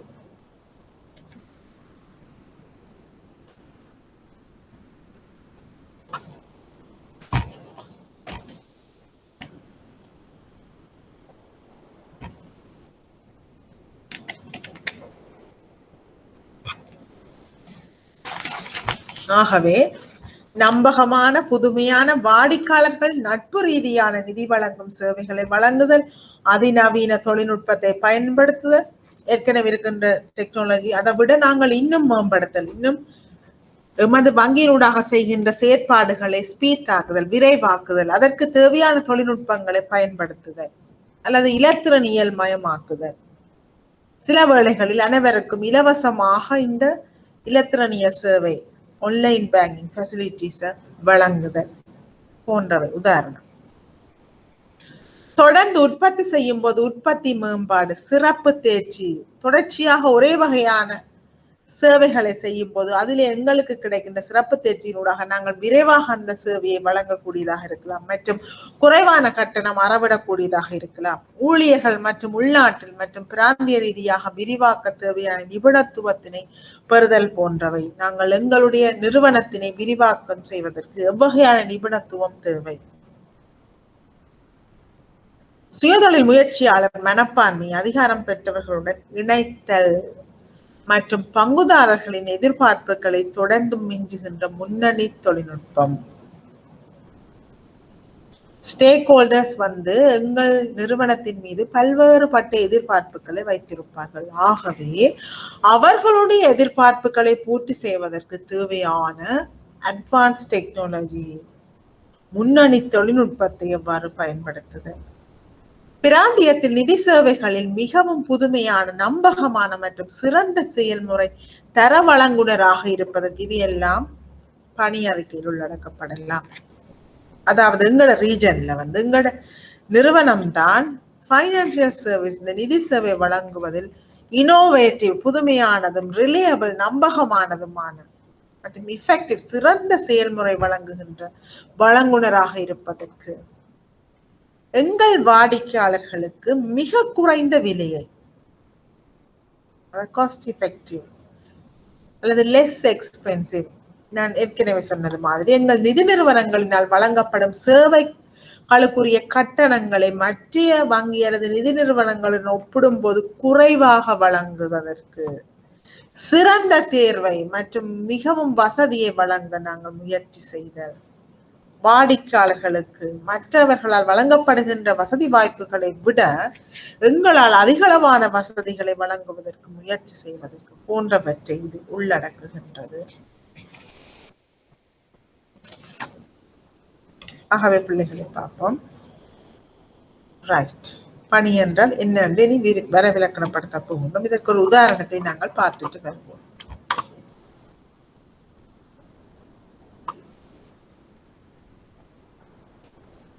நாங்கள் ஏற்கனவே பார்த்தோம் இலங்கை மத்திய வங்கியின் விஷன் என்னன்னு சொல்லி பார்த்தோம். இப்போது நாங்கள் பார்க்க போகணும் இலங்கை மத்திய வங்கியின் மிஷன் என்ன, பணி என்ன. பாருங்க, பணி என்ன, மிஷன் பார்த்தோம். credible and dynamic central bank contributing to the prosperity of Sri Lanka. ஒளிமயமான ஒரு இலங்கையினை உருவாக்குவதற்கு பங்களிப்பு செய்கின்ற ஒரு நம்பகத்தன்மையான பிரதான நிறுவனமாக இருப்பதற்கு. ஆனால் மிஷன், பணி என்ன சொல்கின்றது? இவ்வாறு இருப்பதற்கு என்ன செய்ய போகின்றோம்? Maintaining economic and price stability and financial system stability.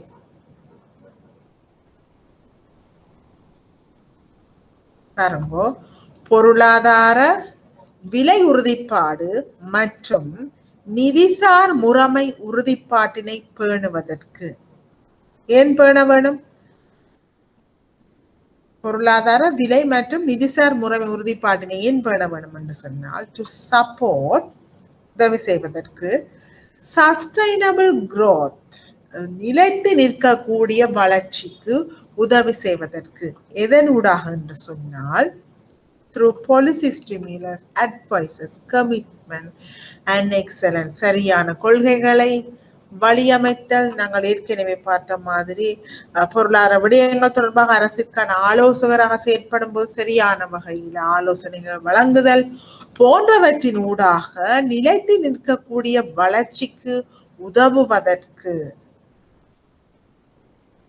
உதவுவதன் ஊடாக பொருளாதார விலை மற்றும் நிதிசார் முறைமை உறுதிப்பாட்டினை மேம்படுத்துதல். இதுதான் இலங்கை மத்திய வங்கியின் மிஷனாக காணப்படுகின்றது.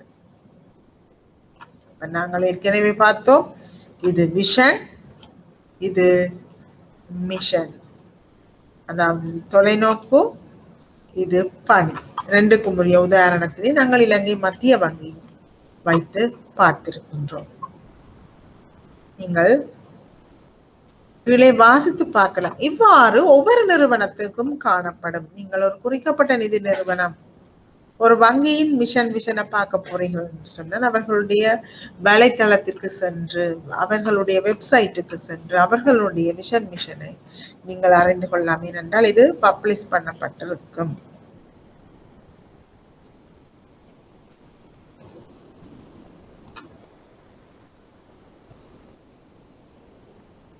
இது சொல்லி இருக்குது, the need for the bank to continuously fulfill its core objective, இதனுடைய பிரதானமான குறிக்கோள்களை அடைவதற்கு இது உதவி செய்யும் என்று சொல்லுது. என்னன்னு சொன்னா, பிரதானமான குறிக்கோள்கள் எக்கனாமிக் அண்ட் பிரைஸ் ஸ்டெபிலிட்டி. இங்கே பார்த்துட்டோம், எக்கனாமிக் அண்ட் பிரைஸ் ஸ்டெபிலிட்டி, பொருளாதார மற்றும் விலை உறுதிப்பாடு. அது என்னத்தை சொல்லுதுன்னு சொன்னால், maintenance of a low level of inflation, பணவீக்கத்தினை குறைந்த மட்டத்தில் பேணுதல். while attaining macroeconomic equilibrium, பேரண்ட சமநிலையை பேணுவதன் ஊடாக பணவீக்கத்தினை குறைந்த அளவில் பேணுதல். இதனூடாக பொருளாதார மற்றும் விலை உறுதிப்பாட்டினை அடைதல். ஃபைனான்சியல் சிஸ்டம் ஸ்டெபிலிட்டி, இதுதான் எங்களோட நிதி நிறுவனங்களுக்கு மிகவும் பொருத்தமானது. Maintenance of stability in the financial system as a whole, ஒட்டுமொத்தமாக நிதியியல் முறைமையில் ஒரு உறுதித்தன்மையினை பேணுவதற்கு, வங்கிகள் நிதி நிறுவனங்கள் முறிவடையாமல் ஒரு ஸ்திரமான தன்மையினை பேணுவதன் ஊடாக நிதிசார் முறைமையின் உறுதிப்பாட்டினை பேணுதல். The accomplishment of this mission would enable the bank to create a conducive environment for economic agents to take long-term views of the economy and make major decisions regarding or relating to resource allocation. அப்ப இந்த பணிக்கூட்டினை பூர்த்தி செய்வதன் ஊடாக என்ன நடக்குது என்று சொன்னால், economic agents, பொருளாதார முகவர்கள், பங்குதாரர்கள், ஸ்டேக் ஹோல்டர்ஸ், ஒரு நீண்ட கால ஒரு தீர்மானத்தை அவர்கள் எடுக்கலாம் தமது வள ஒதுக்கீடு தொடர்பாக. அதுக்கு இது உதவி செய்யும். ப்ரொடக்ஷன்ஸ், தமது உற்பத்தி, லேபர் சப்ளை எவ்வாறு ஊழியரிடுதல், இன்வெஸ்ட்மெண்ட் முதலீடுகளை எவ்வாறு மேற்கொள்ளுதல், கன்சம்ஷன் நுகர்வை எவ்வாறு செய்தல்,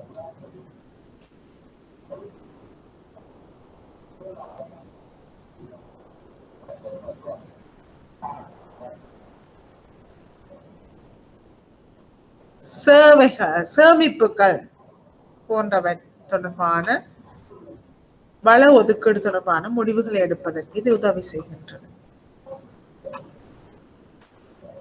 ஆகவே பிள்ளைகளே, இந்த மிஷன் பணி இது என்னத்தை சொல்லுதுன்னு சொன்னால், உங்கள் நிறுவனத்தின் முக்கிய நோக்கம் என்ன, பிரதான நோக்கம் என்னவாக காணப்படுகின்றது. நாங்கள் இலங்கை மத்திய வங்கியில் பார்த்தோம், economic stability, price stability, financial system stability, விலை உறுதிப்பாடு, பொருளாதார உறுதிப்பாடு, நிதியியல் முறைமை உறுதிப்பாடு. ஆகவே உங்கள் நிறுவனத்தின் முக்கிய நோக்கம் என்ன? குழுவின் தனித்துவத்தின் நோக்கத்தினை குறிப்பிடுவதன் மூலம் கவனம் செலுத்தும் தெளிவான குறுகிய அறிக்கையில் வழங்கப்பட்டு ஒரு தெளிவான திசையில் கவனம் செலுத்தும். நாங்கள் இதை பார்த்தது மாதிரி எந்த திசையை நோக்கி அல்லது எந்த இடத்தை நோக்கி எங்கள் நிறுவனத்தினை அடைய விரும்புகின்றோம் என்பதனை வழங்குகின்றது.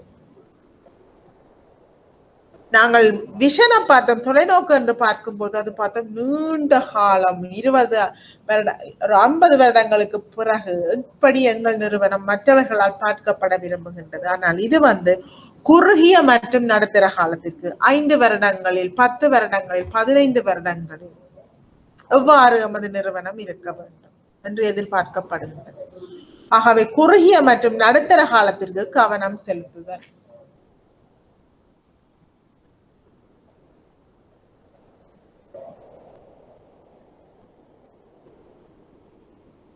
அமைப்பு பொதுவாக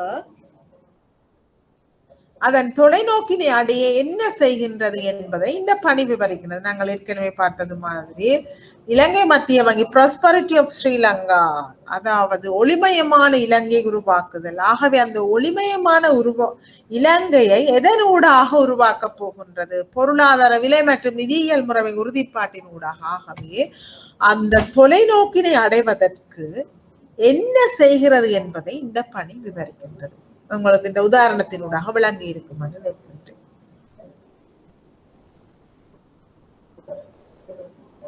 மேலும் நிறுவனம் உண்மையில் என்ன செய்யும் என்பதற்கான நடைமுறை அம்சங்களை தெளிவுபடுத்துவதற்கும் இந்த பணி உதவுகின்றது. இதை பார்ப்பதனூடாக எங்களுக்கு தெரியும் நிறுவனம் என்ன செய்வதற்கு எதிர்பார்க்கின்றது என்று சொல்லி. ரைட், நாங்கள் விஷனை பற்றி பார்த்துட்டோம், தொலைநோக்க பற்றி பார்த்துட்டோம். அடுத்தது மிஷன், பணி கூட்ட பற்றி பார்த்துட்டோம். அடுத்தது நாங்கள் பார்க்க போகின்றோம் இந்த கூட்டு பெருமானங்கள். நாங்கள் இதை சொல்லுவோம் நிறுவன பெருமானங்கள் அல்லது கூட்டு பெருமானங்கள், கோஆபரேட் வேல்யூஸ். கோஆபரேட் வேல்யூஸ் என்றால் என்ன?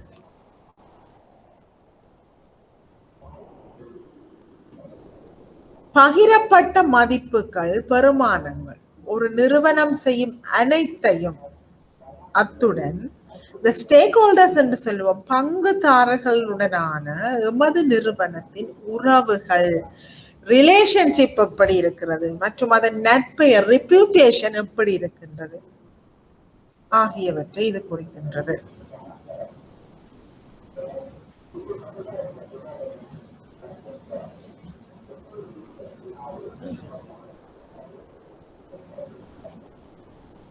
இந்த மதிப்புகள் அல்லது பெருமானங்கள் வேல்யூஸ்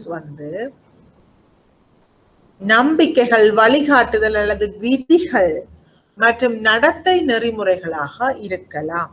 வேல்யூஸ் என்றால் என்ன? இது நம்பிக்கை, நிறுவனம் தொடர்பான நம்பிக்கைகளாக இருக்கலாம், அல்லது இதுக்கான வழிகாட்டுதல் கைடன்ஸ் ஆக இருக்கலாம், அல்லது ரூல்ஸ் ஆக இருக்கலாம், விதிகளாக இருக்கலாம், அல்லது நடத்தை நெறிமுறைகள் கோட் ஆஃப் கண்டக்ட் ஆக இருக்கலாம்.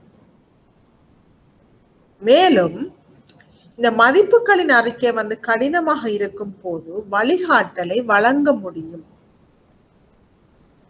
முடிவுகள் எடுக்கப்பட வேண்டும். எடுத்துக்காட்டாக பாருங்கோ, பற்றாக்குறையை ஒதுக்குவதில், அதாவது நிறுவனத்துக்கு ஒரு ஷார்டேஜ் ஒன்று வந்துட்டு அதனை தீர்ப்பதில், வளங்கள் அல்லது நிறுவனத்தின் பணிக்கு பொருந்தாத ஒரு குழுவில் இருந்து நன்கொடை வழங்கப்படும் போது எவ்வாறு அந்த பற்றாக்குறையை நிவர்த்தி செய்தல், மக்கள் ஒருவருக்கு ஒருவர் எவ்வாறு நடந்து கொள்கிறார்கள், குழுக்கள் எவ்வாறு வணிகத்தை நடத்துகின்றது, நிறுவனத்திற்கு எது முக்கியமாக காணப்படுகின்றது என்ற எல்லாவற்றையும் இது கருத்தில் கொள்கின்றது. நாங்கள் ஒரு உதாரணத்தை பார்ப்போம்.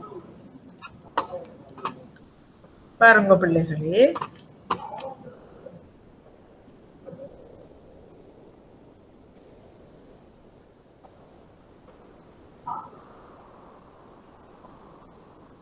வேல்யூஸ் சொல்லப்பட்டிருக்கின்றது இலங்கை மத்திய வங்கி.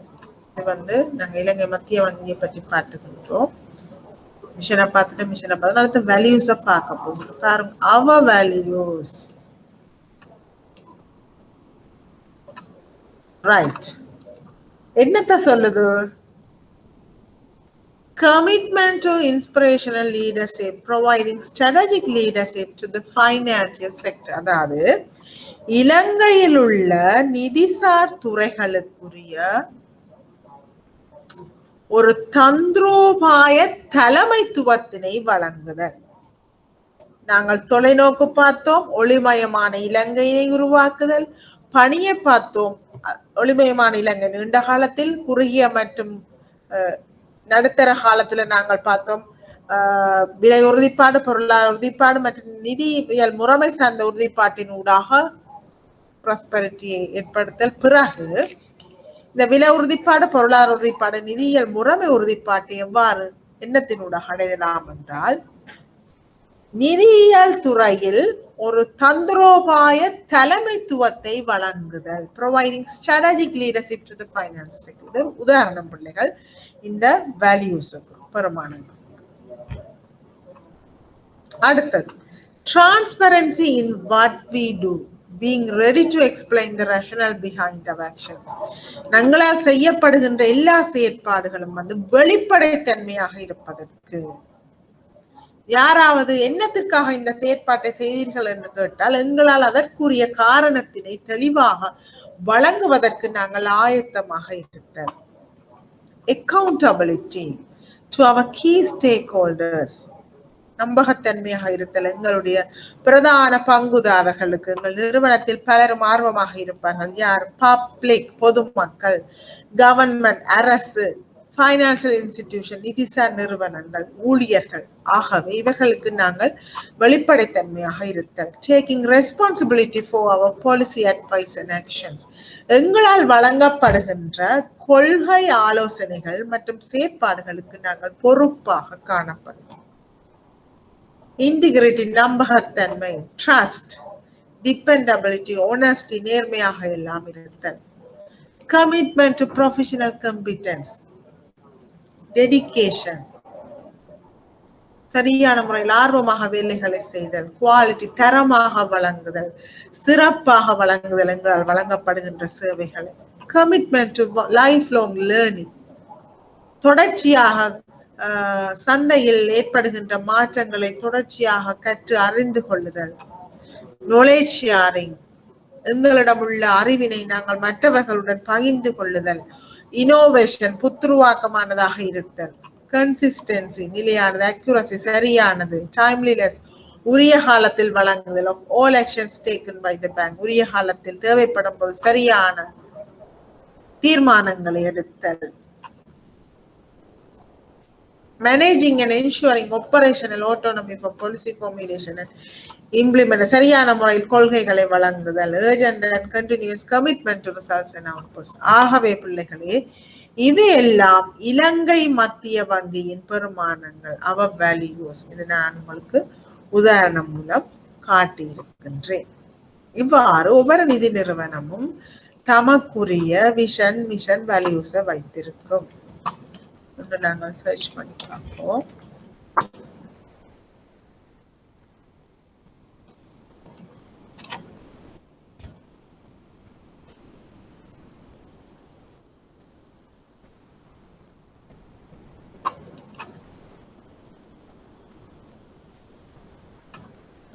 பாருங்க பிள்ளைகளை, இலங்கை வங்கியின் வலைத்தளத்தில் அவர்கள் பப்ளிஷ் பண்ணி இருக்கின்றார்கள்.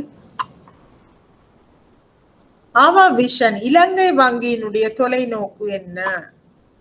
பேங்கர்ஸ் டு தி நேஷன், அதாவது இந்த நாட்டிற்குரிய வங்கியாளர்களாக இருப்பதுதான் இவர்களுடைய தொலைநோக்கு. அதே மாதிரி இவர்களின் மிஷன், பணி என்னன்னு சொன்னார்.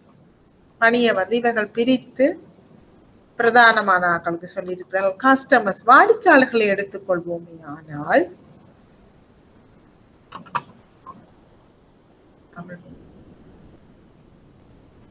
வாடிக்கையாளர்களை எடுத்துக்கொண்டால் foster mutuality rewarding customer relationship with all our customers exceeding their expectation. எங்களுடைய வாடிக்கையாளர்களின் எதிர்பார்ப்புகளை மிஞ்சுகின்ற விதத்தில் அவர்களுடைய தொடர்பினை பேணுதல். Staff, Give all our staff the recognition and rewards to be the best team of achievers in service excellence. சரியான சிறந்த சேவையை வழங்குவதற்கு எமது குழுவிற்கு சரியான சன்மானத்தினை வழங்குவதும் அவர்களுடைய வேலையினை அங்கீகரித்தலும். ஓனர்ஸுக்கு, அதாவது ஓனர்ஸ் என்று சொன்னால் இந்த வங்கிக்கு நிதியீட்டம் செய்தவர்களுக்கு. Be a profitable catalyst. எங்களுடைய இலங்கை வங்கியின் பங்குகளில் முதலீடு செய்தவர்கள், முதலீட்டாளர்கள். Be a profitable catalyst. மிக லாபகரமான ஒரு நிறுவனமாக இருப்பதற்கு. சொசைட்டி, சமூகத்துக்கு என்ன செய்ய போகின்றோம்? Provide world class banking services across the nation as beacon for progress and growth. வளர்ச்சிக்கும் முன்னேற்றத்துக்குமான ஒரு உலகளவிய தரத்திலான இலங்கை முழுவதும் வங்கி சேவைகளை வழங்குபவராக இருப்பதற்கு. ஆகவே இது இலங்கை வங்கியின் மிஷனும் விஷன். இது 2015ஆம் ஆண்டு ஆனுவல் ரிப்போர்ட் பிரசுரிக்கப்பட்டிருக்கின்றது.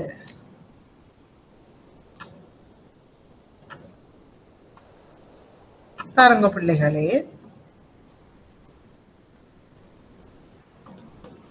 தொலைநோக்கு மற்றும் பணி பெறுமானங்களை இது குறிக்கின்றது. டிரான்ஸ்லேஷன்.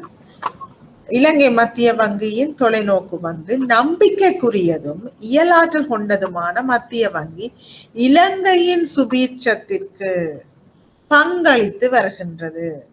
அடுத்தது எமது பணி. கொள்கை ஊக்குவிப்பு, மதியுரை, கடப்பாடு மற்றும் சிறப்பான்மை தன்மையூடாக நீடித்து நிலைத்திருக்கும் வளர்ச்சிக்கு உதவுவதற்காக பொருளாதார மற்றும் விலை உறுதிப்பாடு மற்றும் நிதியியல் முறைமை உறுதிப்பாட்டினை பேணுதல். பெருமானங்கள். அடுத்தது வேல்யூஸ். சக்தி மிக்க அபிலாசைகளை கொண்ட தலைமைக்கான கடப்பாடு. நாங்கள் என்ன செய்கின்றோம் என்பதில் ஒளிவு மறைவு அற்ற தன்மை. எங்கள் முக்கிய ஆர்வலர்கள், பொதுமக்கள், அரச நிதியியல் நிறுவனங்கள் மற்றும் ஊழியர்களுக்கு நாங்கள் பொறுப்பு கூறுபவர்களாக இருத்தல். நம்பகத்தன்மை, நம்பிக்கை, தங்கியிருக்கும் தன்மை, நேர்மை போன்றவை. நிபுணத்துவ, போட்டித்தன்மைக்கான கடப்பாடு. வாழ்நாள் முழுவதும் கற்றல், அறிவினை பகிர்தல் மற்றும் புதுமையை புகுத்தல் என்பவற்றுக்கான கடப்பாடு. வங்கியினால் மேற்கொள்ளப்படும் எல்லா நடவடிக்கைகளிலும் ஒத்த தன்மை, துல்லியமாக இருத்தல், உரிய நேரத்தில் மேற்கொள்ளல் என்பவை. கொள்கை வடிவமைத்தலின் அதனை நடைமுறைப்படுத்துவதிலும் தொழிற்பாட்டு சுயநிர்ணய உரிமையினை முகாமைப்படுத்தலும் உறுதிப்படுத்துதலும். பெறுபவர்கள் மற்றும் விளைவுகள் தொடர்பாக விரைவானதும் தொடர்ச்சியானதுமான கடப்பாடு. கூட்டாகவும் ஒத்துழைத்தும் வேலை செய்யும் நடைமுறைகளுக்கான கடப்பாட்டினை கொண்டிருத்தல். இப்ப உங்களுக்கு இன்னும் தெளிவாக விளங்கி இருக்கும் நினைக்கிறேன். தமிழ் மொழி மூலம் இலங்கை மத்திய வங்கி பிரசுரம் செய்திருக்கின்றது. அதனுடைய தொலைநோக்கு பணி மற்றும் பெருமானங்களில். அடுத்தது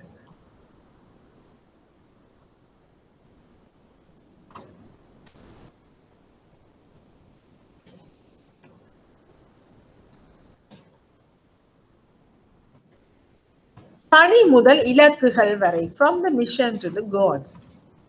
ஆகவே பணி வந்துட்டோம். இனி அந்த பணியை வைத்து நிறுவனத்தினுடைய இலக்குகள், கோல்ஸை நாங்கள் டெவலப் பண்ண வேணும். பணியினை வெற்றிகரமாக உணர்வதற்கு பணி தெளிவான மற்றும் குறிப்பிட்ட நியாயமான முறையில் வெளிப்படுத்த வேண்டும். பணியினை, அதாவது மிஷனை நாங்கள் கூறினா மட்டுமில்ல அது அடையப்படக்கூடியதாக நியாயமான முறையில் வெளிப்படுத்தப்பட வேண்டும். அத்துடன் பணிக்கோட்டில் மிஷன் ஸ்டேட்மெண்ட்ல குறிப்பிட்ட ஒவ்வொரு முன்னுரிமை பகுதிகளையும் குறிப்பிடக்கூடிய நீண்ட கால நிதி மற்றும் நிதி அல்லாத இலக்குகளையும் சுட்டி காட்ட வேண்டும்.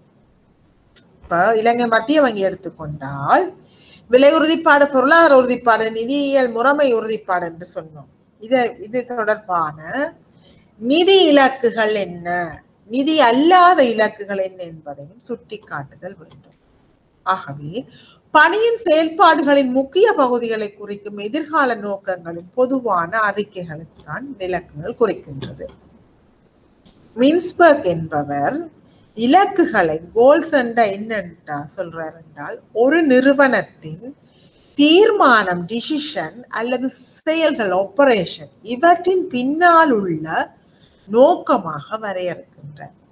அதாவது நிறுவனத்தின் பிரதானமான டிசிஷன்ஸ் என்ன, தீர்மானங்கள் என்ன, அவற்றின் பிரதானமான செயற்பாடுகள், ஆபரேஷன்ஸ் என்ன என்பனவற்றின் நோக்கமாக இந்த இலக்குகளை மின்ஸ்பர்க் என்பவர் வரவிலக்கு நாம் படுத்தி இருக்கின்ற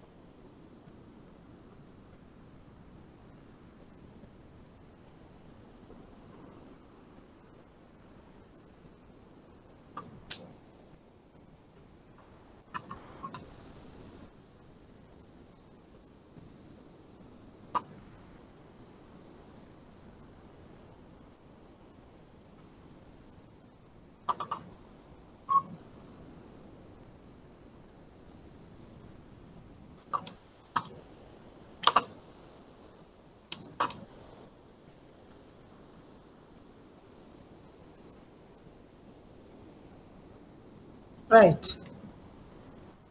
ஆகவே கோல்ஸ் என்னன்னு சொல்லி பார்த்துட்டோம். இனி இந்த கோல்ஸை வச்சு நாங்க என்ன செய்ய வேண்டும்னு சொன்னோம். மிஷனில இருந்து கோல்ஸ் எடுத்து, அதாவது பணியிலிருந்து இலக்குகளை எடுத்து, இந்த இலக்குகள்ல இருந்து குறிக்கோள்களை எடுக்க வேண்டும். அதாவது குறிக்கோள்கள் என்பது ஆங்கிலத்திலே ஒப்ஜெக்டிவ்ஸ் என்று சொல்லுவோம். இது என்னத்தை குறிக்கிறது என்று சொன்னால், to successfully achieve the set long term goals, நீண்ட கால இலக்குகளை வெற்றிகரமாக அடைவதற்கு இலக்குகள் மேலும் தெளிவாகவும் குறிப்பிட்ட அளவிலும் குறுகிய கால அளவிடக்கூடிய நோக்கங்களுக்கான அளவிடக்கூடிய ஊடகமாகவும் வெளிப்படுத்தப்பட வேண்டும். நாங்கள் பார்த்தோம் பணிக்கூட்டு இருக்கின்றது. அந்த பணிக்கூற்றை நாங்கள் அதில் கூறப்பட்ட விடயங்களை வைத்து நாங்கள் இன்னும் விரிவான இலக்குகளை அடைந்து கொள்ளலாம். அதாவது நிறுவனம் அடைய விரும்புகின்ற அந்த தூர நோக்கை எந்தெந்த செயற்பாடுகளால் அல்லது என்ன தீர்மானங்களால் அவை அடையப்படலாம் என்று சொல்லி அந்த இலக்குகளை வரையறை செய்துட்டோம். இனி இந்த இலக்குகளை வெற்றிகரமாக அடைவதற்குரிய அளவிடக்கூடிய மெஷரபிள் நோக்கங்கள், அளவிடக்கூடிய நோக்கங்கள் அல்லது குறிக்கோள்களை நாங்கள் வரையறை செய்ய வேண்டும். To successfully achieve the set long-term goals, the goals should be further expressed in clear, தெளிவான, specific, குறிப்பிடக்கூடிய, measurable, ஒரு அளவிடக்கூடிய ஊடகமாக, to short-term, quantifiable objectives, அந்த நீண்டகால நோக்கங்களை, நீண்டகால இலக்குகளை குறுகிய கால நோக்கங்களாக எவ்வாறு குறுகிய காலத்தில் அடையலாம் என்று தொடர்பாக நாங்கள் இந்த குறிக்கோள்களை அடையாளம் காண அல்லது இனம் காண வேண்டும்.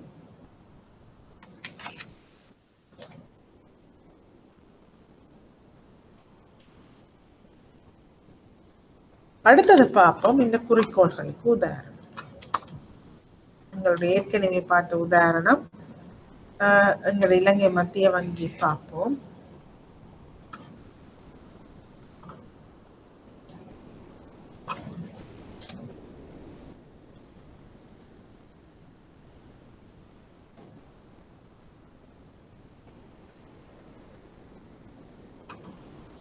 இலங்கை மத்திய வங்கிக்கு பார்ப்போம் பிள்ளைகள். இந்த பாருங்க objectives இருக்கின்றது. Objectives of Central Bank of Sri Lanka.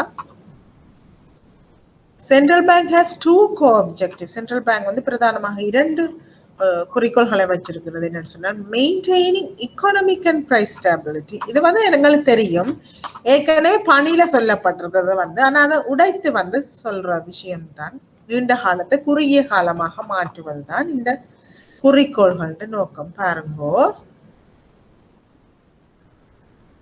மிஷன்ல சொல்லி இருக்குது, maintaining economic and price stability and financial stability to support sustainable growth through policy stimulus, advices, commitment and excellence.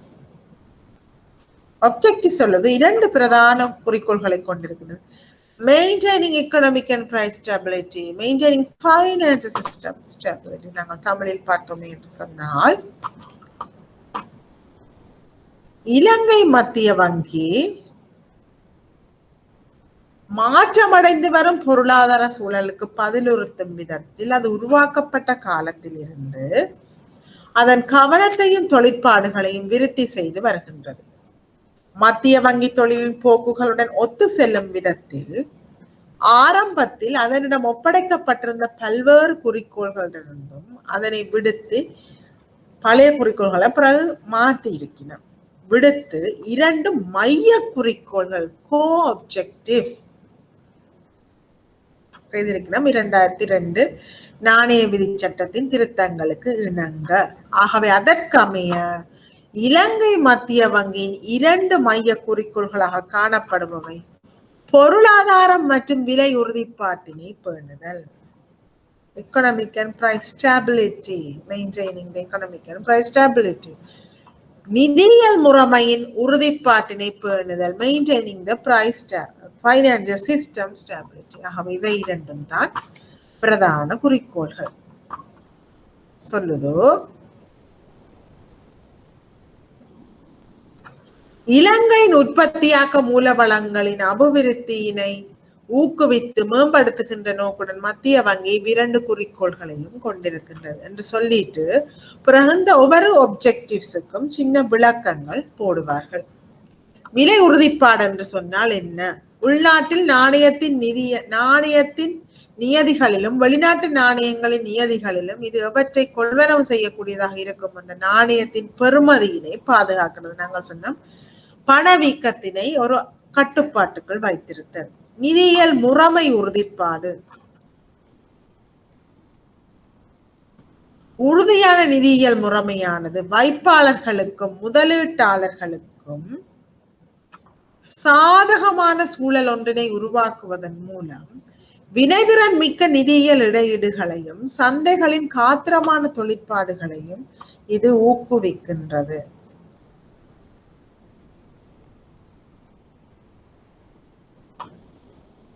ஆகவே நாங்கள் இப்போது இந்த குறிக்கோள்களுக்கு உதாரணத்தினை பார்த்து விட்டோம். அடுத்ததாவது நாங்கள் பார்ப்போம். பாருங்கோ, குறுகிய கால பகுதிக்கு ஒரு வரையறுக்கப்பட்ட ஊடகத்திற்குள் அடைய கருதும் நோக்கம் என்ன? மிஷன் நீண்ட காலம் மத்திய காலத்தை பார்த்தோம். இங்க ஒப்ஜெக்டிவ்ஸ் குறிக்கோள்கள் குறுகிய காலத்தில் குறிக்கப்பட்ட காலத்திற்குள் எதை நிறுவனம் அடைய விரும்புகின்றது? What is intended to achieve within a defined medium to short period of time? ஒரு குறுகிய மற்றும் நடுத்தர காலத்துக்கு என்னத்தை அடைய விரும்புகின்றது? எதிர்பார்க்கப்பட்ட அளவிடக்கூடிய இறுதி முடிவுகள் அல்லது நடவடிக்கைகளின் நோக்கங்கள் என்ன? Expected measurable end results or aims of action. நாங்கள் சொன்னோம் இங்கே அளவிடக்கூடியதாக இருக்க வேண்டும். ஏனென்றால் நாங்கள் இந்த குறிக்கோள்களை வரையறுத்து விட்டு பிறகு எங்களுக்கு தெரியும் ஒரு குறிக்கப்பட்ட காலத்தின் பின் நாங்கள் அளவிட்டுக் கொள்ளலாம் எவ்வாறு இந்த குறிக்கோள்களை நாங்கள் அடைந்திருக்கின்றோம் என்று சொல்லி. செயற்திறனை அளவிட அளவுகோல்களாக செயற்படுதல், act as yardsticks to measure performance. ஒரு நிறுவனத்தின் செயற்பாடுகளை மதிப்பிடுவதற்கான அளவிடுவதற்கான அளவுகோல்களாகவும் இவை பாவிக்கப்படுகின்றது. அங்கே பார்த்தோம் பிரைஸ் அண்ட் எக்கனாமிக் ஸ்டெபிலிட்டியில இன்ஃப்ளேஷன். இப்ப நாங்கள் அளவிடலாம் இன்ஃப்ளேஷன் ரேட்டை 5 வீதத்திற்கு கொண்டு வரது அல்லது ஒற்றை இலக்கத்துக்கு கொண்டு வரது, 10 வீதத்திற்கு கொண்டு வரது. இவ்வாறான நோக்கங்களை பிறகு மதிப்பிட்டுக் கொள்ளலாம். இலங்கை மத்திய வங்கியினால் அடையப்பட்டிருக்கின்றன. ஒரு உதாரணம். அடுத்தது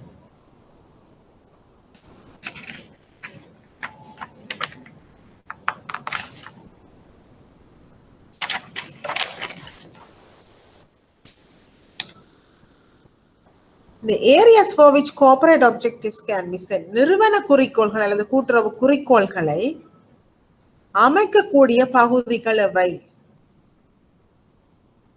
இந்த கூட்டு நோக்கங்கள் அல்லது நிறுவன நோக்கங்கள் can be established in these key results area. அப்ப இந்த குறிக்கோள்களை அமைப்பதற்குரிய பிரதானமான விளைவு பகுதிகளாக பின்வருவனவற்றை குறிப்பிட்டுக் கொள்ளலாம். எவை என்று சொன்னால்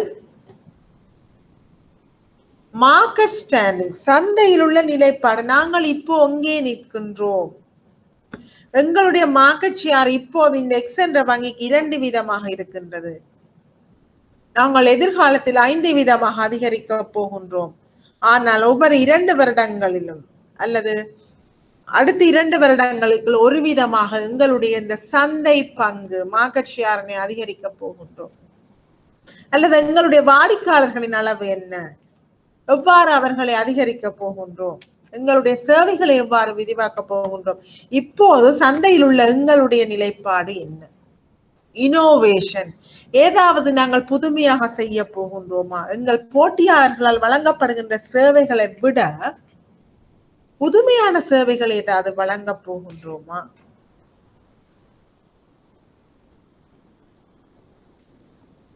போன்றவற்றை இது குறிக்கின்றது. அடுத்தது ப்ரொடக்டிவிட்டி, உற்பத்தி திறன். எங்களால் வழங்கப்படுகின்ற சேவைகளை இன்னும் செலவை குறைத்து எவ்வாறு வினை திறனாக செய்தல். ரிசோர்சிங், இந்த செயற்பாடுகளுக்கு எவ்வாறு சரியான முறையில் உரிய நேரத்தில் வளமிடுதல், எவ்வாறு அலுவலர்களை நியமித்தல், எவ்வாறு நிதியினை ஈட்டம் செய்தல், எவ்வாறு சரியான முகாமைத்துவம் செய்தல் போன்றவற்றை இது குறிக்கின்றது. அடுத்தது ப்ராஃபிட்டபிலிட்டி, லாபத்தன்மை. இப்போது நமது லாபம் என்ன, எவ்வாறு லாபத்தை அதிகரிக்க போகின்றோம், எவ்வாறு லாபத்தினை உச்சப்படுத்த போகின்றோம். எம்ப்ளாயி டெவலப்மெண்ட், எவ்வாறு நமது அலுவலர்களை விருத்தி செய்தது, அவர்களுக்கு பயிற்சிகளை வழங்குதல், அல்லாட்டில் தேவை ஏற்படின் புதிய அலுவலர்களை பணிக்கு அமர்த்துதல், அவர்களுக்குரிய சலுகைகளை கூட்டுதல் போன்றவற்றை குறிக்கின்றது. எம்ப்ளாயி ரிலேஷன்ஸ், பணியாளர்களின் உறவுகளை நல்ல முறையில் பேணுதல். பணியாளர்களுக்கு முரண்பட்டால் பணியாளர்கள் சில நேரங்களில் வேலை நிறுத்தங்களை செய்யலாம். சரியான முறையில் நாங்கள் எங்களால் கேட்கப்படுகின்ற வேலைகளை அவர்கள் செய்யாமல் விடலாம். ஆகவே இந்த பணியாளர்களின் உறவினை சரியான முறையில் மேம்படுத்துதல் அல்லது பேணுதல், இதைத்தான் இந்த எம்ப்ளாயி ரிலேஷன்ஸ் என்பது குறிக்கின்றது.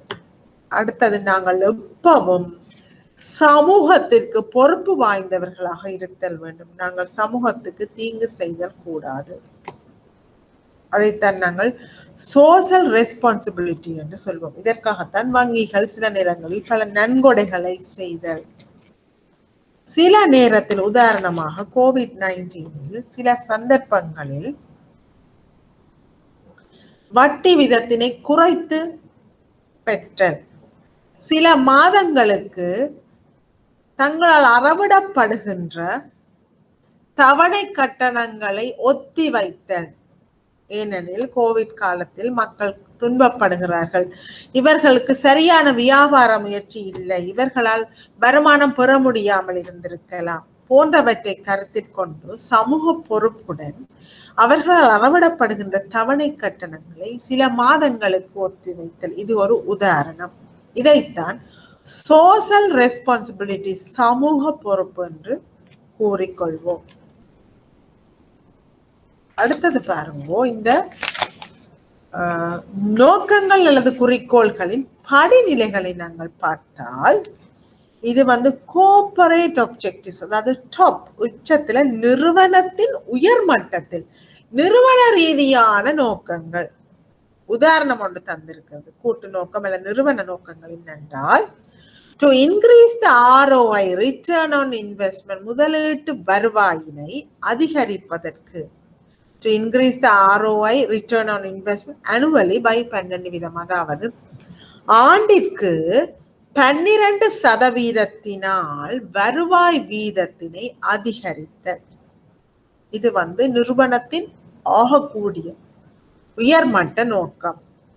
அடுத்தது டாக்டிக்கல் ஆப்ஜெக்டிவ், தந்திரோபாய நோக்கம். அடுத்த நடுநிலை மட்டத்தில் என்ன என்று சொன்னால், to increase the sales of product X by 20% within the next 6 months.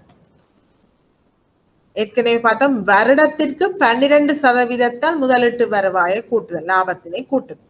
இதற்கு டாக்டிக்கல் சொல்லுது இடைநிலையில் என்னன்னு சொன்னால், அடுத்த 6 மாதங்களுக்கு எக்ஸ் என்ற பொருளின் விற்பனையை 20% நாங்கள் அதிகரிக்க வேண்டும்.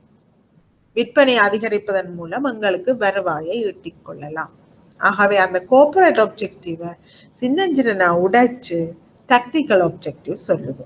அடுத்த ஆபரேஷனல் ஆப்ஜெக்டிவ் செயற்பாட்டு நோக்கங்கள் என்ன சொல்லுதுன்னு சொன்னால், அதாவது செயற்பாட்டு திணைக்களங்கள் நிறுவனத்தின் கீழ்மட்டம், அதாவது நிறுவன செயற்பாட்டு திணைக்களங்களில் மேற்கொள்ளப்படுகின்ற செயற்பாடுகள் தொடர்பான நோக்கங்களாக காணப்படுபவை to increase the awareness of product X by 50% within the next 3 months. 6 மாசத்துக்கு எங்களை விற்பனையை கூட்ட வேண்டும்னு சொன்னால் இந்த பொருள் தொடர்பான ஒரு அறிவூட்டலை நாங்கள் செய்ய வேண்டும் மக்களுக்கு இடையில். ஆகவே அந்த பொருள் தொடர்பான அறிவூட்டலை இப்ப இருக்கிறதை விட 50% அடுத்து வரும் 3 மாதங்களுக்கு நாங்கள் மேற்கொள்ள வேண்டும். விளம்பரப்படுத்தலாக இருக்கலாம், துண்ட பிரசுரங்களாக இருக்கலாம், மீடியாக்களில் விளம்பரப்படுத்தலாம், உதாரணங்கள். ஆகவே இந்த அவேர்னஸ கூட்டுற எக்ஸெண்ட பொருளுக்குரிய அவேர்னஸ கூட்டி 3 மாசத்துக்கு 50% அதிகரித்து 6 மாதங்களுக்கு இந்த எக்ஸெண்ட பொருளின் விற்பனை 20% அதிகரித்து வருடத்திற்கு 12% இந்த முதலீட்டு வருவாயை அதிகரிப்பதாக காணப்படுகின்றது.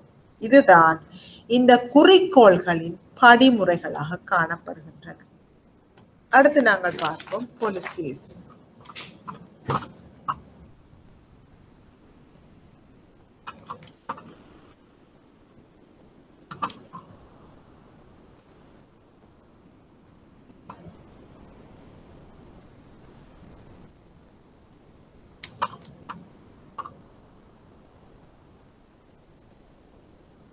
Right.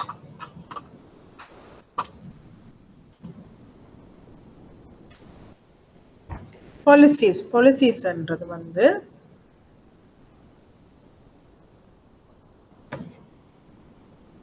கொள்கைகள்.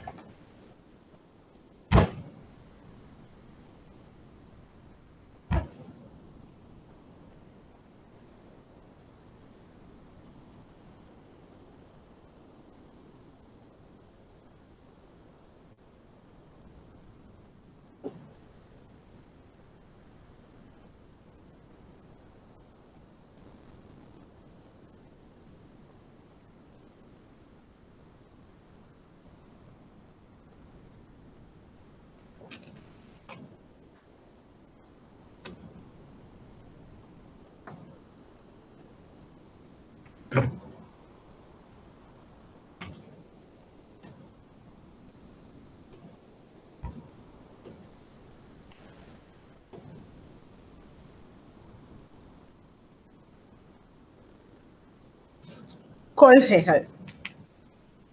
These are statements or ground rules concerning the manner in which an organization will conduct its business or operations.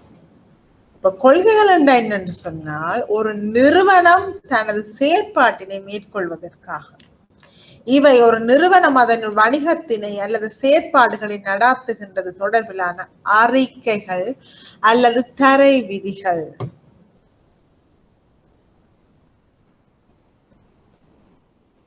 அதாவது பாலிசிஸ் என்று சொன்னால், எங்களுக்கு தெரியும் நாங்கள் தொலைநோக்கை கண்டுபிடித்து விட்டோம், அந்த தொலைநோக்கி அடைவதற்குரிய பணிக்கூற்றினை கண்டுபிடித்து விட்டோம். பிறகு அந்த பணிக்கூற்றினை அதற்கு மேலதிகமாக எங்களோட கோஆபரேட் வேல்யூஸ் நிறுவனத்தின் பெருமானங்களை கண்டுபிடித்து விட்டோம்.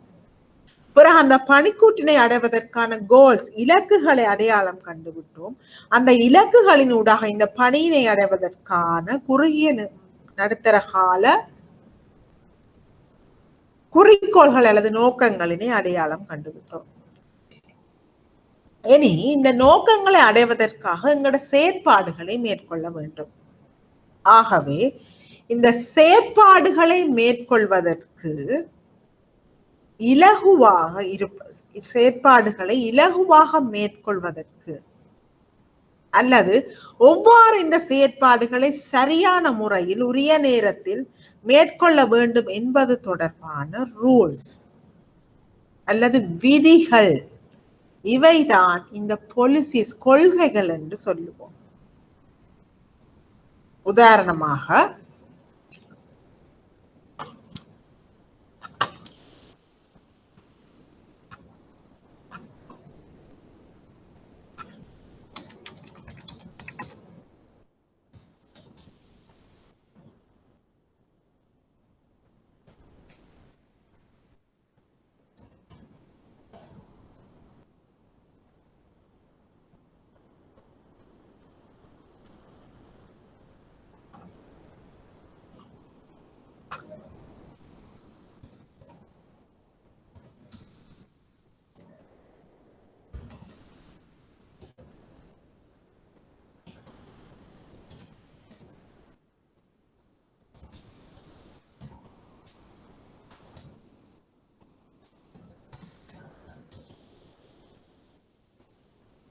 பாருங்க பிள்ளைகள், முதலீட்டு கொள்கை பத்திரம் இலங்கை ஊழியர் சேமலாப நிதியத்தில் வந்திருக்கு பாருங்க. இது நான் இது பப்ளிஷ் பண்ணி இருக்கின்றது இலங்கை மத்திய வங்கி ஊழியர் சேமலாப நிதிய வலைத்தளத்தில் 2019 ஆண்டு. இது சொல்லுது, இது ஒரு கொள்கை பத்திரம், இன்வெஸ்ட்மெண்ட் பாலிசி ஸ்டேட்மெண்ட், முதலீட்டு கொள்கை பத்திரம். ரைட், நான் உங்களுக்கு ஒரு கொள்கைக்கு உதாரணம் காட்டுவேன். இது சொல்லுது இந்த பாலிசி ஸ்டேட்மெண்ட் இந்த ஸ்கோப் என்னென்ன இது சொல்ல போகுது பாருங்க. லிக்விடிட்டி பாலிசி என்ன, ரிஸ்க் டாலரன்ஸ் என்ன, என்ன இன்வெஸ்ட்மெண்ட் இந்த முதலீட்டின் நோக்கங்கள் எவை, மானிட்டரி போர்டு அதாவது ரிஸ்க் கவர்னன்ஸ், கூட்டு ஆளுகை யார் இதற்கு பொறுப்பாக இருப்பார்கள், இபிஎஃப் டிபார்ட்மெண்ட் என்னென்ன செய்ய போகுது, முதலீடு தொடர்பாக ஃப்ரண்ட் ஆஃபீஸ் இருக்கின்றது, பேக் ஆஃபீஸ் இருக்கின்றது, மிடில் ஆஃபீஸ் இருக்கின்றது, முதலீட்டை மேற்கொள்றதுக்கு ரிஸ்க் மேனேஜ்மெண்ட் டிபார்ட்மெண்ட் என்னத்தை செய்ய போகுது இந்த முதலீடு தொடர்பாக, இன்டர்னல் ஆடிட்டர்ஸ் பங்கு என்ன, என்னென்ன எலிஜிபிள் பாருங்க. இந்த கொள்கை சொல்லுது முதலீடு ஊழியர் சேமலாப நிதியின முதலீடு செய்வதற்கு என்னென்ன சொத்துக்களில் மட்டும் முதலீடு செய்யலாம் என்று அந்த விதியை இது சொல்லுது. கேபிட்டல் மார்க்கெட் சொன்னால் ட்ரெஷரி பாண்ட்ஸ்ல இன்வெஸ்ட் பண்ணலாம், கோஆபரேட் டிபெஞ்சர்ஸ்ல இன்வெஸ்ட் பண்ணலாம், ஈக்விட்டிஸ்ல அதாவது திரைசேரி உண்டியல்கள், தொகுதி கடன்கள், பங்கு மூலதனம் போன்றவற்றில் முதலீடு செய்யலாம். மணி மார்க்கெட் என்று சொன்னால் நிலையான வைப்புகள், திரைசேரி முறிகள், வர்த்தக பத்திரங்கள், அடுத்த இந்த ரிவர்ஸ் ரிபோ கொடுக்கல் வாங்கல்கள், மத்திய வங்கியின் ஸ்டாண்டிங் டிபார்ட் ஃபெசிலிட்டிஸ் அல்லது காசாக வைத்திருக்கலாம் என்று சொல்லுது. அப்புறம் பெஞ்ச்மார்க், எவ்வாறு இந்த சேமலாப நிதியத்தினால் மேற்கொள்ளப்படும் பெர்ஃபார்மன்ஸ் லாபத்தை எவ்வாறு அளவிடுது. பிறகு முதலிட மேற்கொள்ளும் போது ஏதாவது வரையறைகள் இருக்கின்றன. ரிஸ்க் மேனேஜ்மெண்ட் எவ்வாறு முகாமைத்துவம் செய்யப்படுகிறது, எவ்வாறு அவர்கள் அறிக்கையிடுதல் வேண்டும், வேற ஏதாவது கன்சிடரேஷன் கருத்துகள் இருக்கின்றனவா, எவ்வாறு இது ரிவ்யூ பண்ணப்படும், மீளாய்வு செய்யப்பட வேண்டும் என்பது தொடர்பான விதிகளை ஒரு கொள்கை பத்திரம் வழங்குகின்றது. இதுதான் கொள்கை. நான் ஒரு உதாரணம் உங்களுக்கு காட்டியிருக்கின்றேன். ஆகவே செயற்பாடுகளை எவ்வாறு நடத்துவது தொடர்பான விதிமுறைகள் அல்லது தரை விதிகளை இது வழங்குகின்றது. கிரவுண்ட் ரூல்ஸ், பேசிக் அடிப்படையில் நீங்கள் என்னென்னவற்றை பின்பற்றி உங்களுடைய செயற்பாடுகளை நிறுவனத்தின் அல்லது நிதி நிறுவனத்தின் செயற்பாடுகளை நீங்கள் மேற்கொள்ள வேண்டும் என்பது தொடர்பான விடயங்களை இந்த கொள்கை பத்திரங்கள் குறிக்கின்றன. அடுத்தது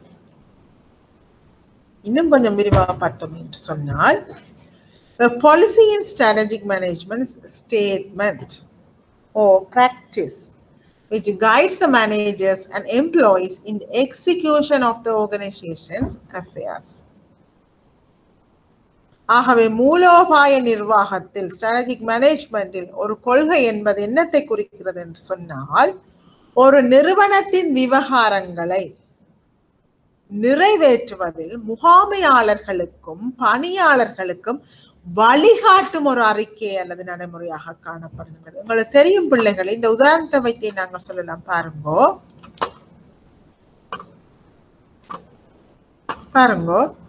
இதுல எங்களுக்கு தெரியும் முகாமையாளர்களுக்கும் முகாமை செய்யக்கூடியதாக இருக்கும். ஊழியர்கள் என்று சொன்னால் இப்ப ஊழியர் சேமலாப நிதியத்திற்கு முதலீட்டு அந்த டிவிஷனுக்கு பிரிவுக்கு அலுவலர்களை நியமிச்சாச்சு. அவர்களுக்கு சொல்லப்பட்டிருக்குது 10 பில்லியன் ரூபாவை நீங்கள் முதலீடு செய்ய வேண்டும். அப்ப அவர்கள் என்னென்ன சொத்துக்களை முதலீடு செய்யலாம் இந்த கொள்கை பத்திரம் சொல்லி இருக்கின்றது. அதே மாதிரி முகாமையாளர்களுக்கும் சரியான முறையில் முகாமை செய்யக்கூடியதாக இருக்கும். இந்த பத்திரத்தை வைத்து ஆமா இந்த ஊழியர்கள் இவற்றில் மட்டும்தான் முதலீடு செய்யலாம். ஆகவே அவர்களுக்கு ஒரு வழிகாட்டுதலை வழங்குகின்றது.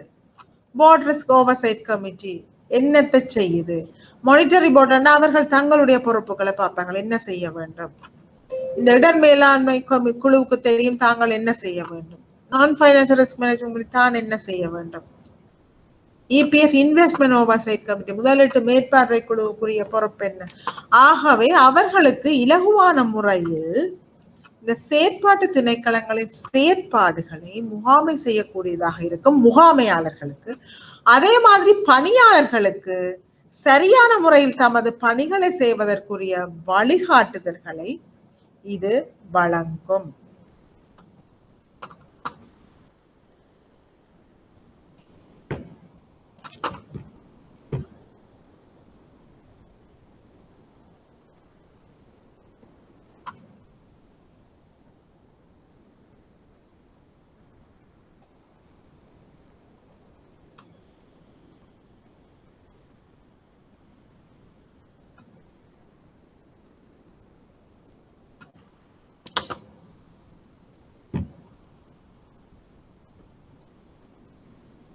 ஆகவே நல்லது பிள்ளைகளே, நாங்கள் இன்றைய நாள் இவ்வளவு நேரம் கடந்த விடயங்களின் ஒரு சுருக்கத்தை பார்ப்போம். ஆகவே இன்று நாங்கள் கற்ற விடயங்கள்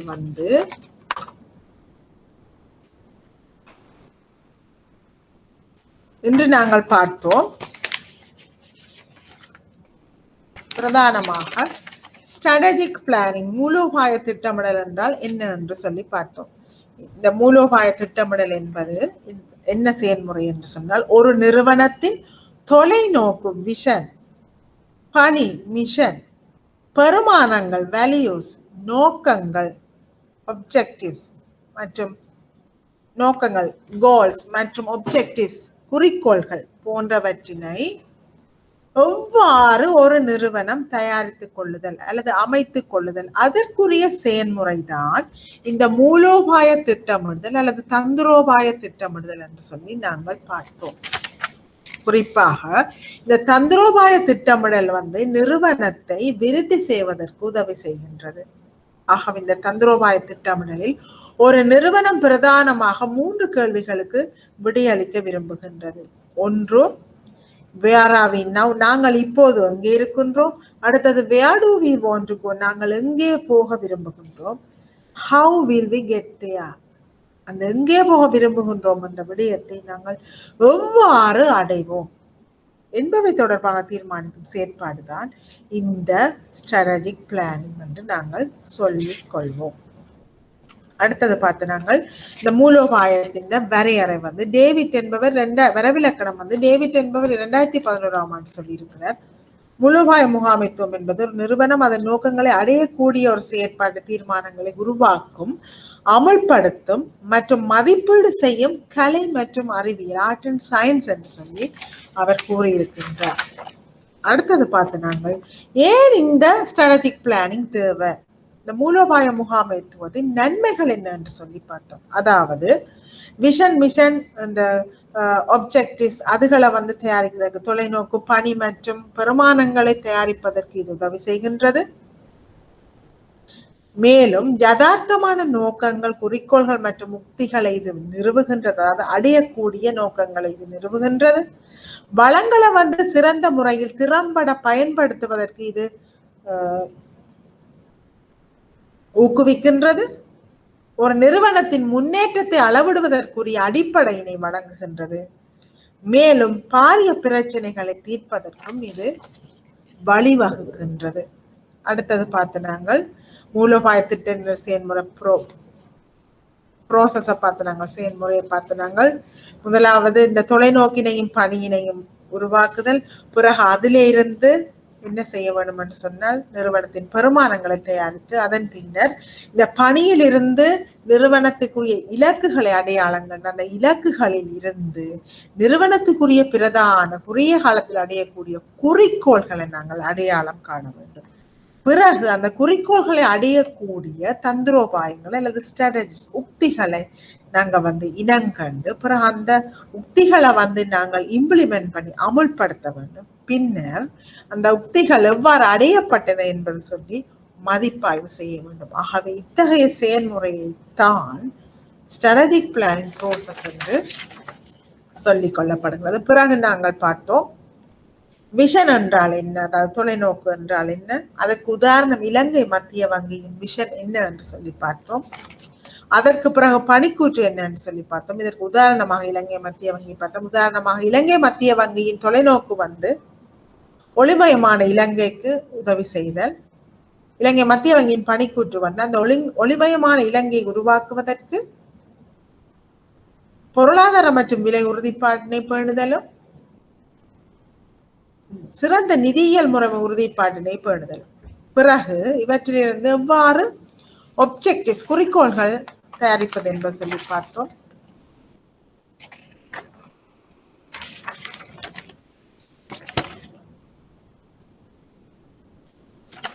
அதற்கு பிறகு நாங்கள் பார்த்தோம்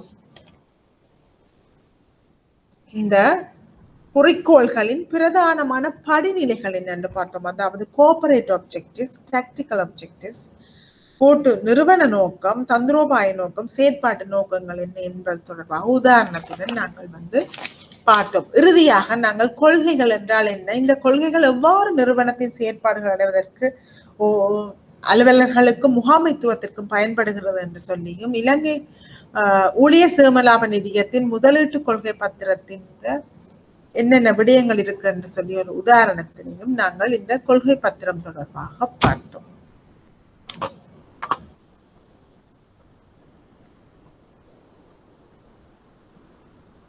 அடுத்ததாக பார்ப்போம் ஒரு பாஸ் பேப்பர் கொஸ்டின் சாம்பிள் கேள்வி ஒன்றை பார்ப்போம். வந்திருக்குது, கடந்த காலங்களில் வந்திருக்கு ஒரு கேள்வி. பிள்ளைகளே, பின்வரும் ஜோடிகளுக்கு உள்ள வித்தியாசத்தினை சுருக்கமாக விவரிக்கட்டுமா? பாருங்க, நாங்களுடைய கற்ற விடயம் தொலைநோக்கு அறிக்கை, அதாவது vision statement and mission statement.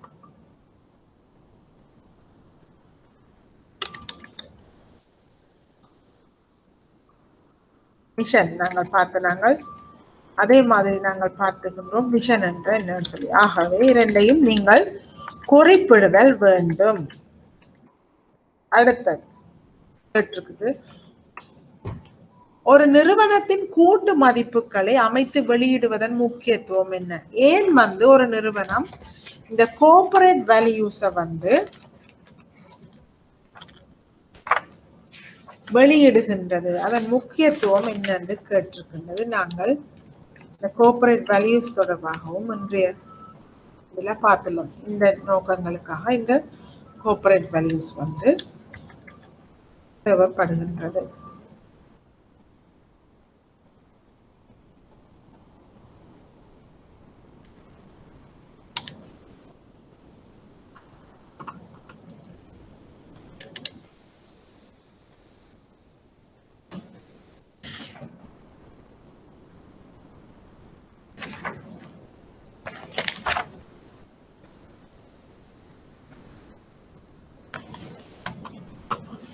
நல்லது பிள்ளைகளை, நாங்கள் இன்னும் ஒரு நாள் கலந்துரையாடல்களுக்கு செல்வோம். இன்றைய நாள் இத்துடன் நாங்கள் நிறைவு செய்து கொள்வோம்.